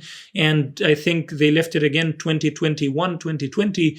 And they just announced that they're leaving government again a couple of weeks ago. They said, we are disbanding the government completely, come and take the keys. And Israel didn't let people to come in to take the keys. The new government is still stuck in Cairo, in Egypt. It's a government in exile. How many Right. pink slips do these guys need to issue? I know. This is like I've had No, not pink slips. Letters of resignation. I should say. I've had girlfriends like this where I've tried and I'm just like, I just can't get out. They're like, no, you can't break up with me. And I'm like, all right, never mind. Well, I want to ask you about something else that's related to the article you wrote in the London Review of Books, and I really recommend everyone go Yes. read it in full. There's absolutely no way we're going to be able to, because every paragraph, just like everything you say on this show, is so chock full of things that could lead to follow-up questions. Yeah. But you talk about some of the internal dissent, and this is a very sensitive topic, especially in the pro-Palestine West, the dissent over the strategy of October 7th, Right. and who knew about it in advance and who didn't know about it, and just the politics of it. I won't ask you to, we don't have time for you to answer in full, like give us the full picture, but to what extent do those, where do those divisions come, like what are the fault lines? You talk about Sun Tzu quote about, what is it, tactics without strategy? Yeah. You know, and what are the, how much have those internal divisions, because obviously the consequences have been beyond disastrous and probably beyond any vision or foresight of disaster that anyone could have imagined. To what extent do those disagreements play a role in the kind of fracturing of leadership there and the erosion of trust? I think before that, one quick thought is basically this over romanticization of Palestinian politics and Hamas and people getting angry when you describe the nuances within Palestinian domestic affairs. It's very much, I think, a sign of despair. You see it similarly, this craving for a superhero or a role model. You saw it also with the movie The Black Panther. It became like a giant success at the time. It gave African Americans this superhero mantra, this genre of, okay, we can be super powerful. We've been told our entire lives that we're not enough, we're lesser people, and now we see we have Wakanda, we have this thriving paradise. And in that movie, if you've watched Wakanda and the Black Panther, the villain in the movie is this character called Killmonger. And in that movie, you can't help but sympathize with him as well. 100%. And see him as some sort of a hero. Yeah. Black He's Panther someone is that's saying- Black Panther is getting advice from and giving advice to a CIA guy. That's right. Fucking Yeah, Bilbo precisely. Baggins. Killmonger was right. Yeah. So Killmonger, he's supposed to be this mentally unstable guy. Yeah, he's touched in the head. He's the angel of chaos. He wants to destabilize, uproot, flood things, destroy, etc. But at the same time, he's coming with their very genuine grievance of, I don't want to be like the slaves. I want to be like my ancestors that jumped into the ocean or something Right. like this. And basically, people immediately sympathize with this. They sympathize with Chakala or whatever the lead character was called. T'Challa, yeah. T'Challa. Sorry, I feel very embarrassed about this. I need to That's update my movie references. No. So This basically, is great. so they feel this great deal of sympathy towards both. And they take both as, okay, those are our heroes. And if you look at heroes in Israel, if you look at the heroes of peace, like it's the same point as the point that I raised in the article about Marwan Barghouti. So Marwan Barghouti is this Palestinian leader that Israel has put in prison for the last almost 3 decades on flimsy charges in a kangaroo court. All the entire process was flawed. Mehdi Hassan did a very long interview with his son about it. It's a must watch. But basically with Marwan, Israel keeps saying he's a terrorist. He should not be released. And my point is, so what? If Palestinians have turned him into a hero, if in our minds we constructed him, to borrow Judith Butler, we constructed him into this mythical being that can unify Palestinians and push us forward, it's the same as what South Africans did, the same as what Indians did, the same as what Israeli peaceniks do with Yitzhak Rabin. So Rabin, was he actually a peacenik? He was known as the bone breaker. And I don't think a bone breaker is as some sort of a khnoon, peacenik. Well, it's a different type of piece. It's spelled differently. It's pieces of bone. Pieces, yes, exactly. Yeah. With Mahatma Gandhi, Gandhi was very racist towards South Africans, towards black Africans. He thought that Indians were a superior race. Norman Finkelstein was one of the few people that read Gandhi's entire, or at least half of his production. And he said that Gandhi, in one of his writings, he says that when his mother or father died, one of the two, the only thought that came across his mind was having sex with his wife. He was very horny at that moment while just being in the room with the lifeless corpse of his And interestingly, parent. Finkelstein did that reading of Gandhi and deployed it and employed it in making the case against capital B, capital D, capital S, right? On the grounds that Gandhi's definition of politics is choosing the farthest reachable place that you can take a broad public to in terms of public sympathy and support. And that if you're going to use international law as your framework, if you want to go at the green, you have to stop at the red. So just to highlight the ways that misapprehensions about historical figures' purity can get in the way of a realistic, I'm not accusing Finkelstein of this, I'm saying that Finkelstein was pointing this out, can create idealizations which are cathartic and important and people need them, but they can also be not quite on the mark. Yep. Yeah, you need to tell yourself a story. You need to create a prototypical member of a group. It's like a beehive in order to look up to that member as the one that would lead you, the one that would emancipate you. The problem is that in the modern world, humanity has become incapable of producing such leadership because of social media and the age of the internet. We know every detail about everything that they do. When Trump wears a diaper at the Supreme Court or whatever, we get all these leaks. Just looking back at Gandhi's old tweets, and you're like, "Damn, this is racist." You're like, dude, this guy's he's using the K word a lot. You know, Woke one was crazy. Christian Bale. Yeah, Christian Bale, when he did the movie about Moses, he said that Moses was a legendary character, but if he was alive today, people would call him crazy and they would kick him out. And it's like, yeah, this age of social media, the age of the internet deprives you of the mystification and the legend building of people. So that's one element. But it's like a very, very long preamble. I'm very bad at this. I give these long preambles, people fine. fall asleep. Yeah. This is an episode. This is an I episode loved which it. we are really happy not to rush because every piece is a gem. Yes. Thank you. But the point that I'm trying to build towards here is that, okay, the outside look, I understand it. They need, even if Hamas is not perfect, even if Hamas has committed atrocities on October 7th, even if Hamas has brutalized Palestinians, even if all those things, you have people in the pro-Palestinian movement that are willing to overlook all those flaws because they see Hamas as the only armed resistance group at the moment. And my point to European governments, to diplomats, American diplomats and government officials has consistently been, if you don't like Hamas, create or allow for the creation of a new Palestinian armed resistance. Give it weapons like you do with Ukraine. If you don't like Hamas's indiscriminate, dumb rockets, projectiles, give a Palestinian faction that is formed of, let's say, Mother Teresa, Mahatma Gandhi, Nelson Mandela, and give them precision-guided Tomahawk missiles to strike Israeli military bases surgically. And you will find all the entire pro-Palestinian movement ditching Hamas immediately and taking sides with that movement. If you want to just create a Palestinian armed resistance version of Hooters, you bring women in bikinis with guns and machine guns. And if you look at those, Now like you're a lot speaking of my Americans, language. if you look at a lot of Americans that are praising Palestinian armed resistance, they would show oftentimes pictures of Layla Khalid and those very old Palestinian women that took part in the PLO's military operations. Basically, they feel more sort of relatability with those people, more admiration towards them. So my point here is Hamas is filling a vacuum that is created by Israel's genocide, apartheid, and by the foiling, the betrayal, and the abandonment of the Palestinian moderate camp.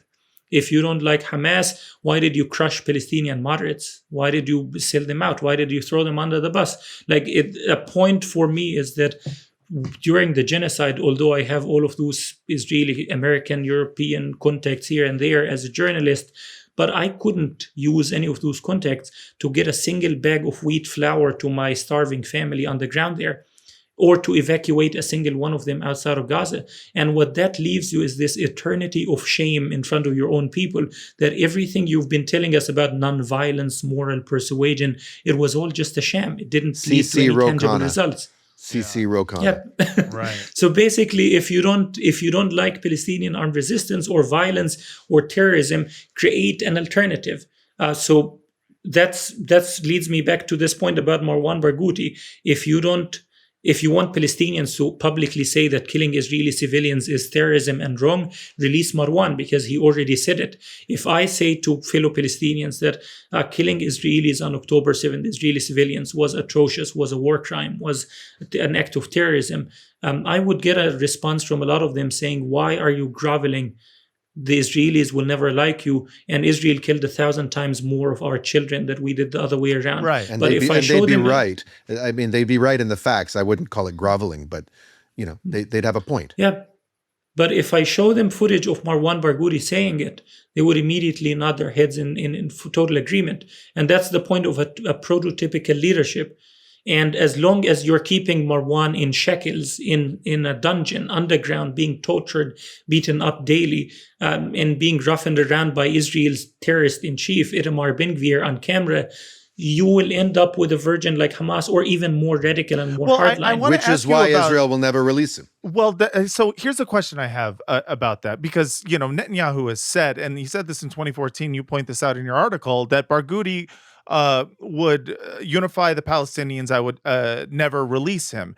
And it seems to be that, whether it's the Bibi Netanyahu or anyone in the Israeli government or the United States' public stance of being against Palestinian elections, it seems like the big threat is Palestinian reconciliation and reunification nationally. Why is that? What is the threat there? Because I have trouble believing that they're worried about that then the world will see the Palestinian people as worthy of someone to fight for, worthy as human beings. Because at this point, I would say, at least, maybe not governmentally, but in terms of human beings, actual human beings, citizens of countries, whether it's in the West or, of course, the global South, everyone agrees that the Palestinians are being oppressed by the Israelis, and they deserve human rights, and they deserve to be free. So what is the threat here? What is the threat of a unified Palestinian people? Well, it's not just Marwan Barghouti that Netanyahu is keeping in dungeons to prevent the unifications, even inside Hamas itself. So Hamas is not a monolith. Palestinian Authority is not a monolith as well. I know a lot of decent, brave Palestinian Authority officials, Hussam Zomlot, our ambassador to the UK. But in Hamas, you have hardliners, pragmatists, and moderates. And Israel has consistently been in favor of the hardliners gaining the upper hand. So there was an article in Haaretz, I think around 2012, and the headline of it, "We killed our subcontractor in Gaza." And it was written by Haaretz's chief editor, Aluf Ben. And that article is describing Israel assassinating the top Hamas militant commander. So the most dangerous militant in Hamas. And he was called Ahmad Ja'bari. And the reason why Aluf Ben is describing him as our subcontractor, he says that this guy was in charge of securing our borders and enforcing the ceasefire. And he was in the process of advancing a permanent ceasefire with the Israelis. And that's why Netanyahu decided to take him out. And it's a consistent dynamic. So what made him militant? You talked about somehow there's a confluence between militarism or militancy and pragmatism in one of your articles. And both Matt and I were really struck by that. Yeah. Normally, at least in the West, these things are presented as, you can either be radical or you can be, which is to say, militant, maximalist, all of this kind of stuff. Yeah. Or you can be pragmatic, which is to say conciliatory, selling out. Moderate, centrist, whatever. Yeah. How is it that in this context, these things seem to be, flowing together? It's basically like the IDF. So in the Israeli army, you have generals that are very hawkish, crazy, racist, lunatic. And then you have generals that are more dovish, especially when they leave service. When they stop being able to kill people, it becomes about their legacy and how to shape how they would be remembered after death. And a lot of them, they know that they will not be remembered at all because they cannot compete with the violence, with the racism of their peers. So they choose the path of, I want to be remembered as a peacenik, as a peace hero instead. I think Ehud Olmert is one of those examples. Like Olmert was a Likudnik. He's part of Netanyahu's Likud. He's even more senior than Netanyahu in the Likud party. And he would be someone to the right of Menachem Begin. And Begin is the Israeli prime minister that was a terrorist and was described and condemned by Einstein as a Hitleristic type and a Nazi. So basically, Olmert would be to the right of that guy. But basically, he would look around and say, okay, I'm not going to be remembered fondly as a hawkish Israeli leader that crushed the Palestinians. So therefore, I want to be remembered as the one that made peace with them. It's a PR angle? It's literally I'm just... not sure. Just have a Wikipedia page that's a little longer. That's so depressing. I don't think I can dig into people's hearts, but there is the element of legacy. But with with the militants, you always have militants that are hardline, militants that are pragmatic, etc. The Israeli Prime Minister Ehud Barak, the Epstein-linked guy, he was asked, what would you do if you were a Palestinian? And he said, I would have joined those armed groups. I would have become one of those terrorists. It's the same question that was posed to an Israeli head of the Shin Bet, the national agency, and he said the same thing. And basically, Ami Alon, his name. Basically, so you have that dynamic. The other dynamic is with those militants, it's very much like an experiment. They are willing to give negotiations a chance. If it doesn't work, they're willing to give violence a chance. If it doesn't work, they're willing to give elections a chance. It doesn't work, maybe violence again. They're trying. And it's horrible to say that out loud, but it's basically, I interviewed at some point one of the negotiators, the Palestinian negotiators, and his son was killed in Gaza. I think his mother was also killed in Gaza. And he's part of Hamas. And he said explicitly, do you think I found my son on the street? Do you think I have no love for my son or for my mother? And he said, they didn't give us any other choice. And basically, from his perspective, we tried diplomacy, they crushed it. We tried nonviolence, we tried to be subcontractors, they crushed us. So what else did they leave? And that is I think a human being is capable of both being hawkish and sort of like a pragmatist at the same time, being shrewd, and at the same time sort of moderate. People are capable of holding many contradictions. Yeah, the Warsaw Ghetto fighters were both militant and pragmatic. That's right. Yeah, I mean, they were looking realistically, not through the lens of ideology or idealism at their situation, but looking at the options available to them. It's clear when you're talking about an occupied people and you're talking about armed resistance and pragmatism, especially when you're talking about Palestinian resistance in Gaza. It's very clear the pragmatic militancy is a very real thing when you think about all of the nonviolent tactics that have been tried over and over and over and over again, including hunger strikes in prisons where the Israelis are like, just die. They'll let you die. They know that there's going to be no amount of international outcry that's going to get them to lift a finger to help anyone. So the question then remains for me, because I'm trying to find some hope. I'm trying to find some optimism, and I need it. I need it without, or else I go crazy. So, if there were Palestinian reconciliation, and let's say elections, let's say national unity under Marwan Barghouti, while in prison via some sort of Palestinian Bishop Desmond Tutu, right? Or, as you suggest, someone inspired by Barghouti. Right. Someone who's willing to step up, because in the end, at the end of your LRB article, you start talking about what that might look like. Right. So what could we hope for here? Like, what would Palestinian unity and national unity and reconciliation, what would it look like, and how could it help? And if you're willing to add this to the mix, how, if there's any way, how can well-meaning, how can we help pro-Palestine advocates help with that, or stop hurting with that? Other than podcasting, how could we? Yeah.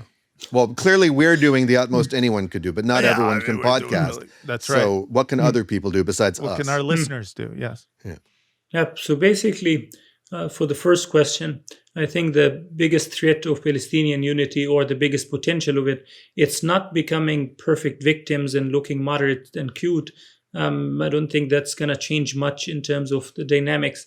Like, if you see a child drowning in the ocean, what is your first thought? Is it to stand on top of him and say, what is your opinion on same-sex marriage? Right. You don't like it? Go ahead and drown. And you're going to plunge into the water. Or like, what's your solution to you drowning? Like, what are you going to do instead of drowning? Like, after you don't drown, like, how what's is your it plan? your fault? Yeah. Yeah, precisely. But the biggest threat there is basically having a proactive Palestinian struggle. So the element that we relied on for the last 2.5 years of genocide has been showcasing what Israel is doing to us.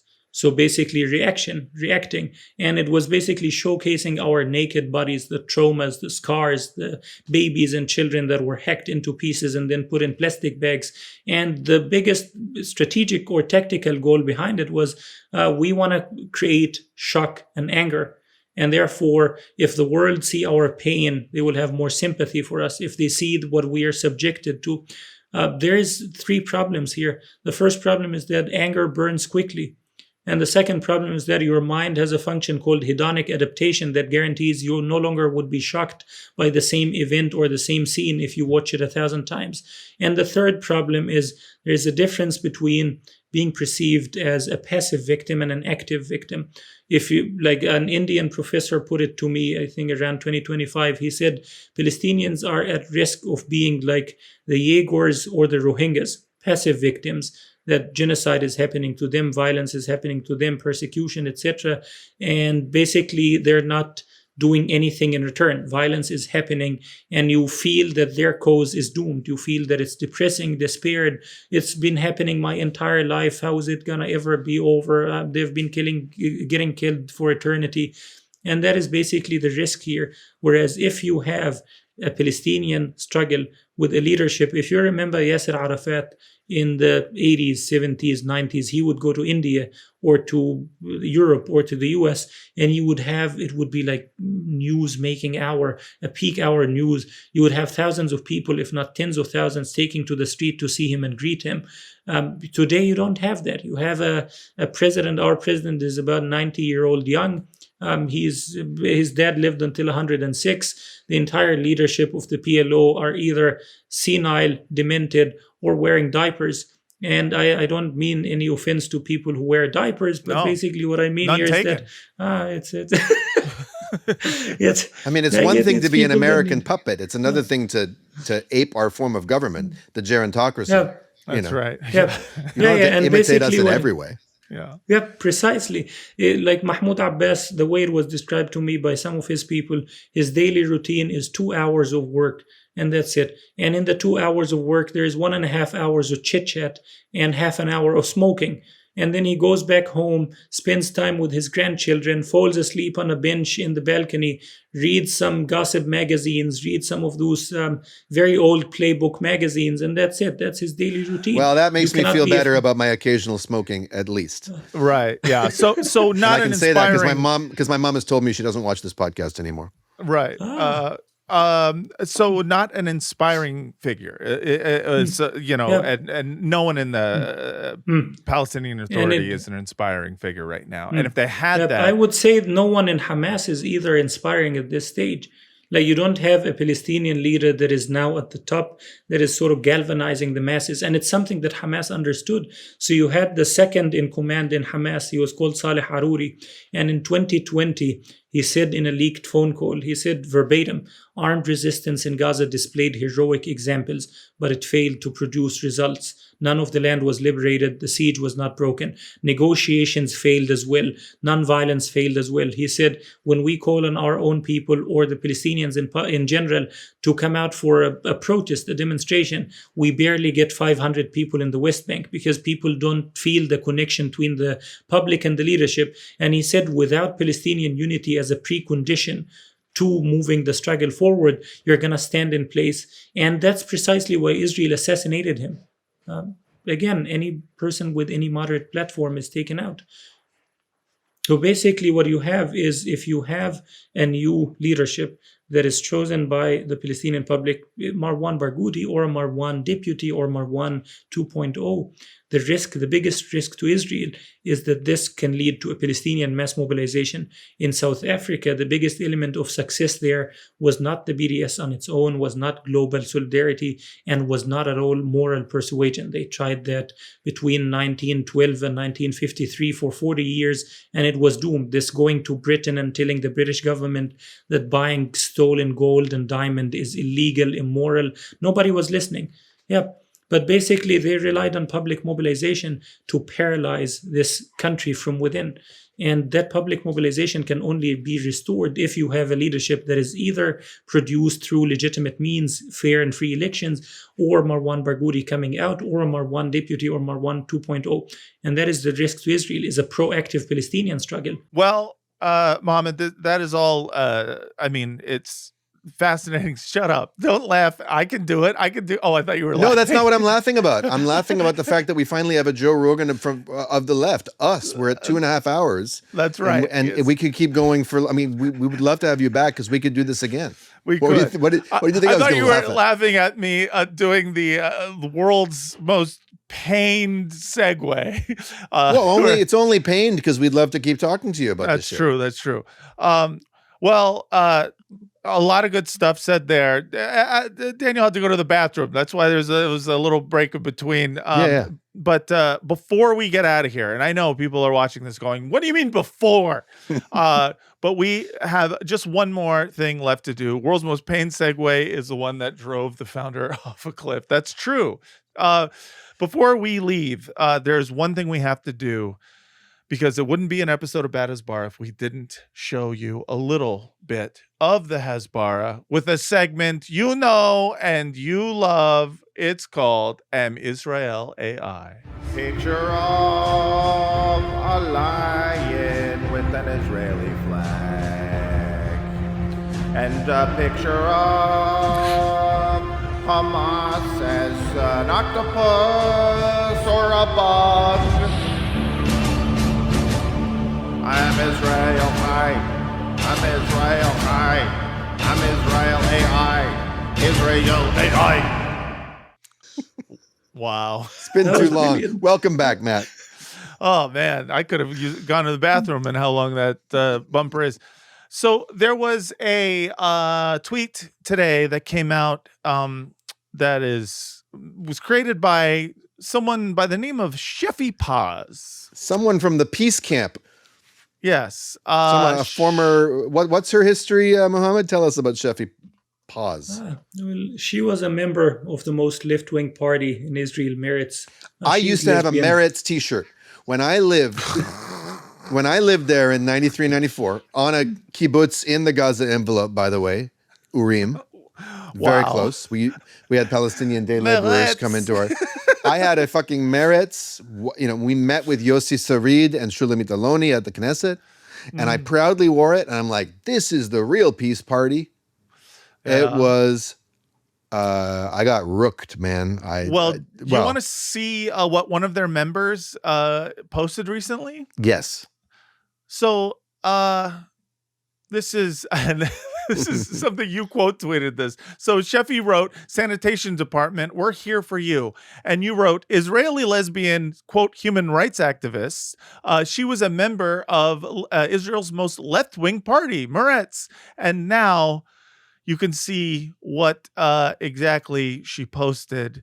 And keep in mind, this is someone from the left-wing party." But also keep in mind that this video originally had copyrighted music underneath it. Producer Adam has replaced it with public domain something, but it was originally Backstreet Boys, Bye Bye Bye Bye Bye. That's Or right. is that in sync? That's in sync, but Okay. we won't, don't worry about it. It's okay. Different Precisely. generation.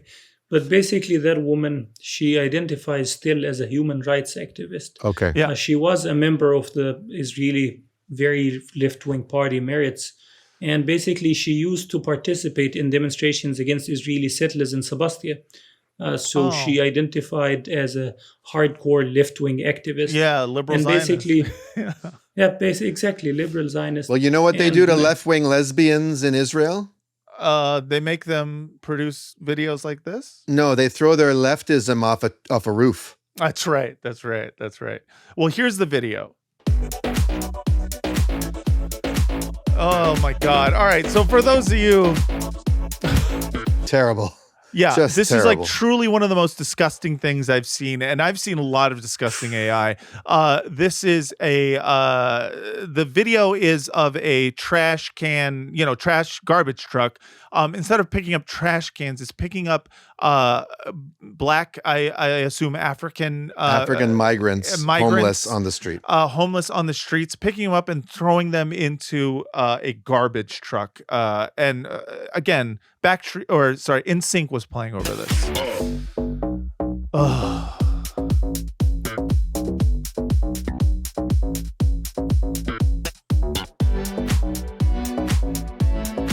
And there is Sheffy. And she was Literally dumping them into the sea. And they're all waving goodbye as NSYNC sings their chorus, bye, bye, bye. And at the end, the caption said, et kulam achshav. Did you catch that, Muhammad? How's your Hebrew? No. Okay, I'm just wondering what the message is. Oh, I think maybe he's saying like, get them out now. Get them out now. I think that's what they're saying. Sure. It's consistent with the policy and the public rhetorics of the Israeli government. So you have Mai Golan, who's the Minister of Women Equality, blah, blah, blah. And she described those Israelis or Africans in Israel as infiltrators. And she basically called herself proudly racist against those infiltrators. Yes. Basically, you have an Israeli minister of transportation at the moment. She was the Minister of Culture. She's called Mary Regev, and she called Africans a cancer, Africans in Israel. I was once at an event where a Saudi diplomat was giving a talk on a panel, and he said, how do you demand to the Israelis in the audience, how do you demand that we normalize relations with you if you keep calling Arabs a cancer? And next to me was an Israeli member of Knesset from Netanyahu's party and then defected to the opposition. And she stood up and she said, I would not allow this. This is an absolute lie. Miri Regev never said the Arabs were a cancer. She said it about the Africans, the black people. They were very proud of this. Right. Yeah, so basically, she's just repeating government policy. In that whoa. We would never say that about Arabs unless they had really dark skin. The level of not self-aware racism that the level of not seeing yourself. Yeah. You're just not seeing yourself at all. Yeah. You cannot see it. Yes. It always blows my mind. Just, we always talk about the way in which liberals very often in the West have this hidden racist deep inside of them that they try to tamp down via various talking points, various liberal things to support that are safe. A liberal supports every single civil rights movement except for the one that's currently happening. But the fact that in Israel you have so often these former left-wing people who just a switch flips and they're like, oh, this will be an okay video to do. And they still call themselves leftists. And they still call themselves human rights advocates. They still call themselves... in the West, we say scratch a liberal and a fascist bleeds. Right. You scratch an Israeli liberal and a Palestinian family is eliminated. Right. It's just wild to me. So, Sheffy. Yeah, I remember Israeli activists that got very offended, very, very seriously offended when Gideon Levy said that we treat Palestinians in Gaza as animals. And it was Israeli animal rights activists that wrote him an infinite amount of letters say, how dare you compare Palestinians to animals? And during the genocide, there were countless Israelis that wrote these heroic, beautiful stories about rescuing a dog, a cat or a donkey from Gaza. And they never tell you what they did to the owner. It's like I walked into a house, I found a family, I gunned down the entire family and took the dog with me. And look at how beautiful it is. And Germany, of all places, was providing a sanctuary to rescued orphan donkeys from Gaza instead of any evacuation of Palestinians from there. It's very insane. You have also these Israelis. That's called the West covering its asses. Right. Precisely. Asses. Yeah, because the donkey is called an ass. You must know this story. We covered it in our last episode.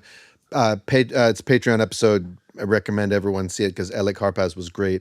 Yeah. And we talked about the story where the Israeli Supreme Court or some high court has put a stop, at least a pause on the creation of the crocodile moats at Ketziot. Why? Because they need to investigate a complaint by an animal rights group saying it'll be cruel to the crocodiles. It's mean to the crocodiles. Yeah, precisely. Yeah. And basically, I was speaking the other day with an Israeli professor, one of the people that called genocide in Gaza genocide early on.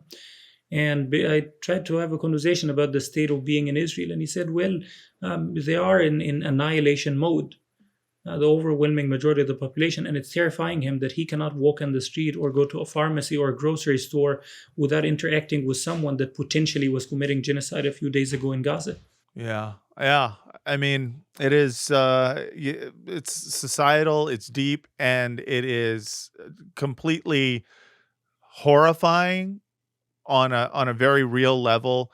And the only solace I can get out of any of it is that the rest of the world looks at Israelis for what they truly are, and maybe is able to help pressure their government or anyone they know in order to isolate Israel. And the other solace we can take is that much, much more of the world, like exponentially more of the world, has seen who the Palestinians really are. Yeah. And who are not a monolith, who are not all the same, but who are exemplified by individual Palestinians who each bring their own gifts. And this is my way of wrapping up and thanking you, because your grace under pressure, you're doing something productive with your PTSD as opposed to doing whatever the fuck my people have done with ours, or at least too many of my people. Your humor, your grace, and your encyclopedic knowledge, and also just like the fact, I mean, so many people, both Palestinian and non-Palestinian, and even Jews, like Norman Finkelstein has said, if an Israeli approaches me on the street, I just say, no, thank you. He's not going to talk to Israelis. Now, I'm not sure if that's true about every Israeli. I don't know if he would do it to Gidon Levy, but the fact that you can have a breakfast with Ehud Olmert, or you can talk, like that you have some capacity to engage humanly with people who have abdicated and squandered their humanity, to me says a lot about yours. And really so does. we just really appreciate you, and thanks for coming on. Thanks. I hope that you would tell the part about me being funny to my mother. She doesn't think that I am. If I can get that in writing. Yeah, absolutely. I can send you a notarized letter that you were funny. I said, I'll print it in the newspaper. Muhammad Shehada was funny. Muhammad, thank you so much. Where can people find you? Do you have anything that you'd like to plug? Social media? Oh, Twitter. I don't have anything. I'm very bad at this stuff, but Twitter is the place where I'm usually wasting most of my time. Yeah. I'm told to pick up a more productive hobby. I'm sort of incapable. Well, you're doing great there, and everything you write, you publish. You'll post it on there as well, which I appreciate. Thank you so much for coming on. We really love talking to you. Please come back soon. Thanks so much for having me. Of course. And thank you to everyone out there for enjoying this extra long episode of Bad as Bara, the world's most bloated podcast. Go to our Patreon, patreon.com/badasbara. Join it, badasbara@gmail.com for all your questions, comments, and concerns. All right, everyone. Thanks again so much for listening. And until next time, from the river to the sea. Get your IMAX tickets now for Tank Man 3. In 3D. Tank Man! Tank Man! Tank Man hungry! Jumping jacks was us. Push-ups was us. Krav Maga us. All karate us. Taking Molly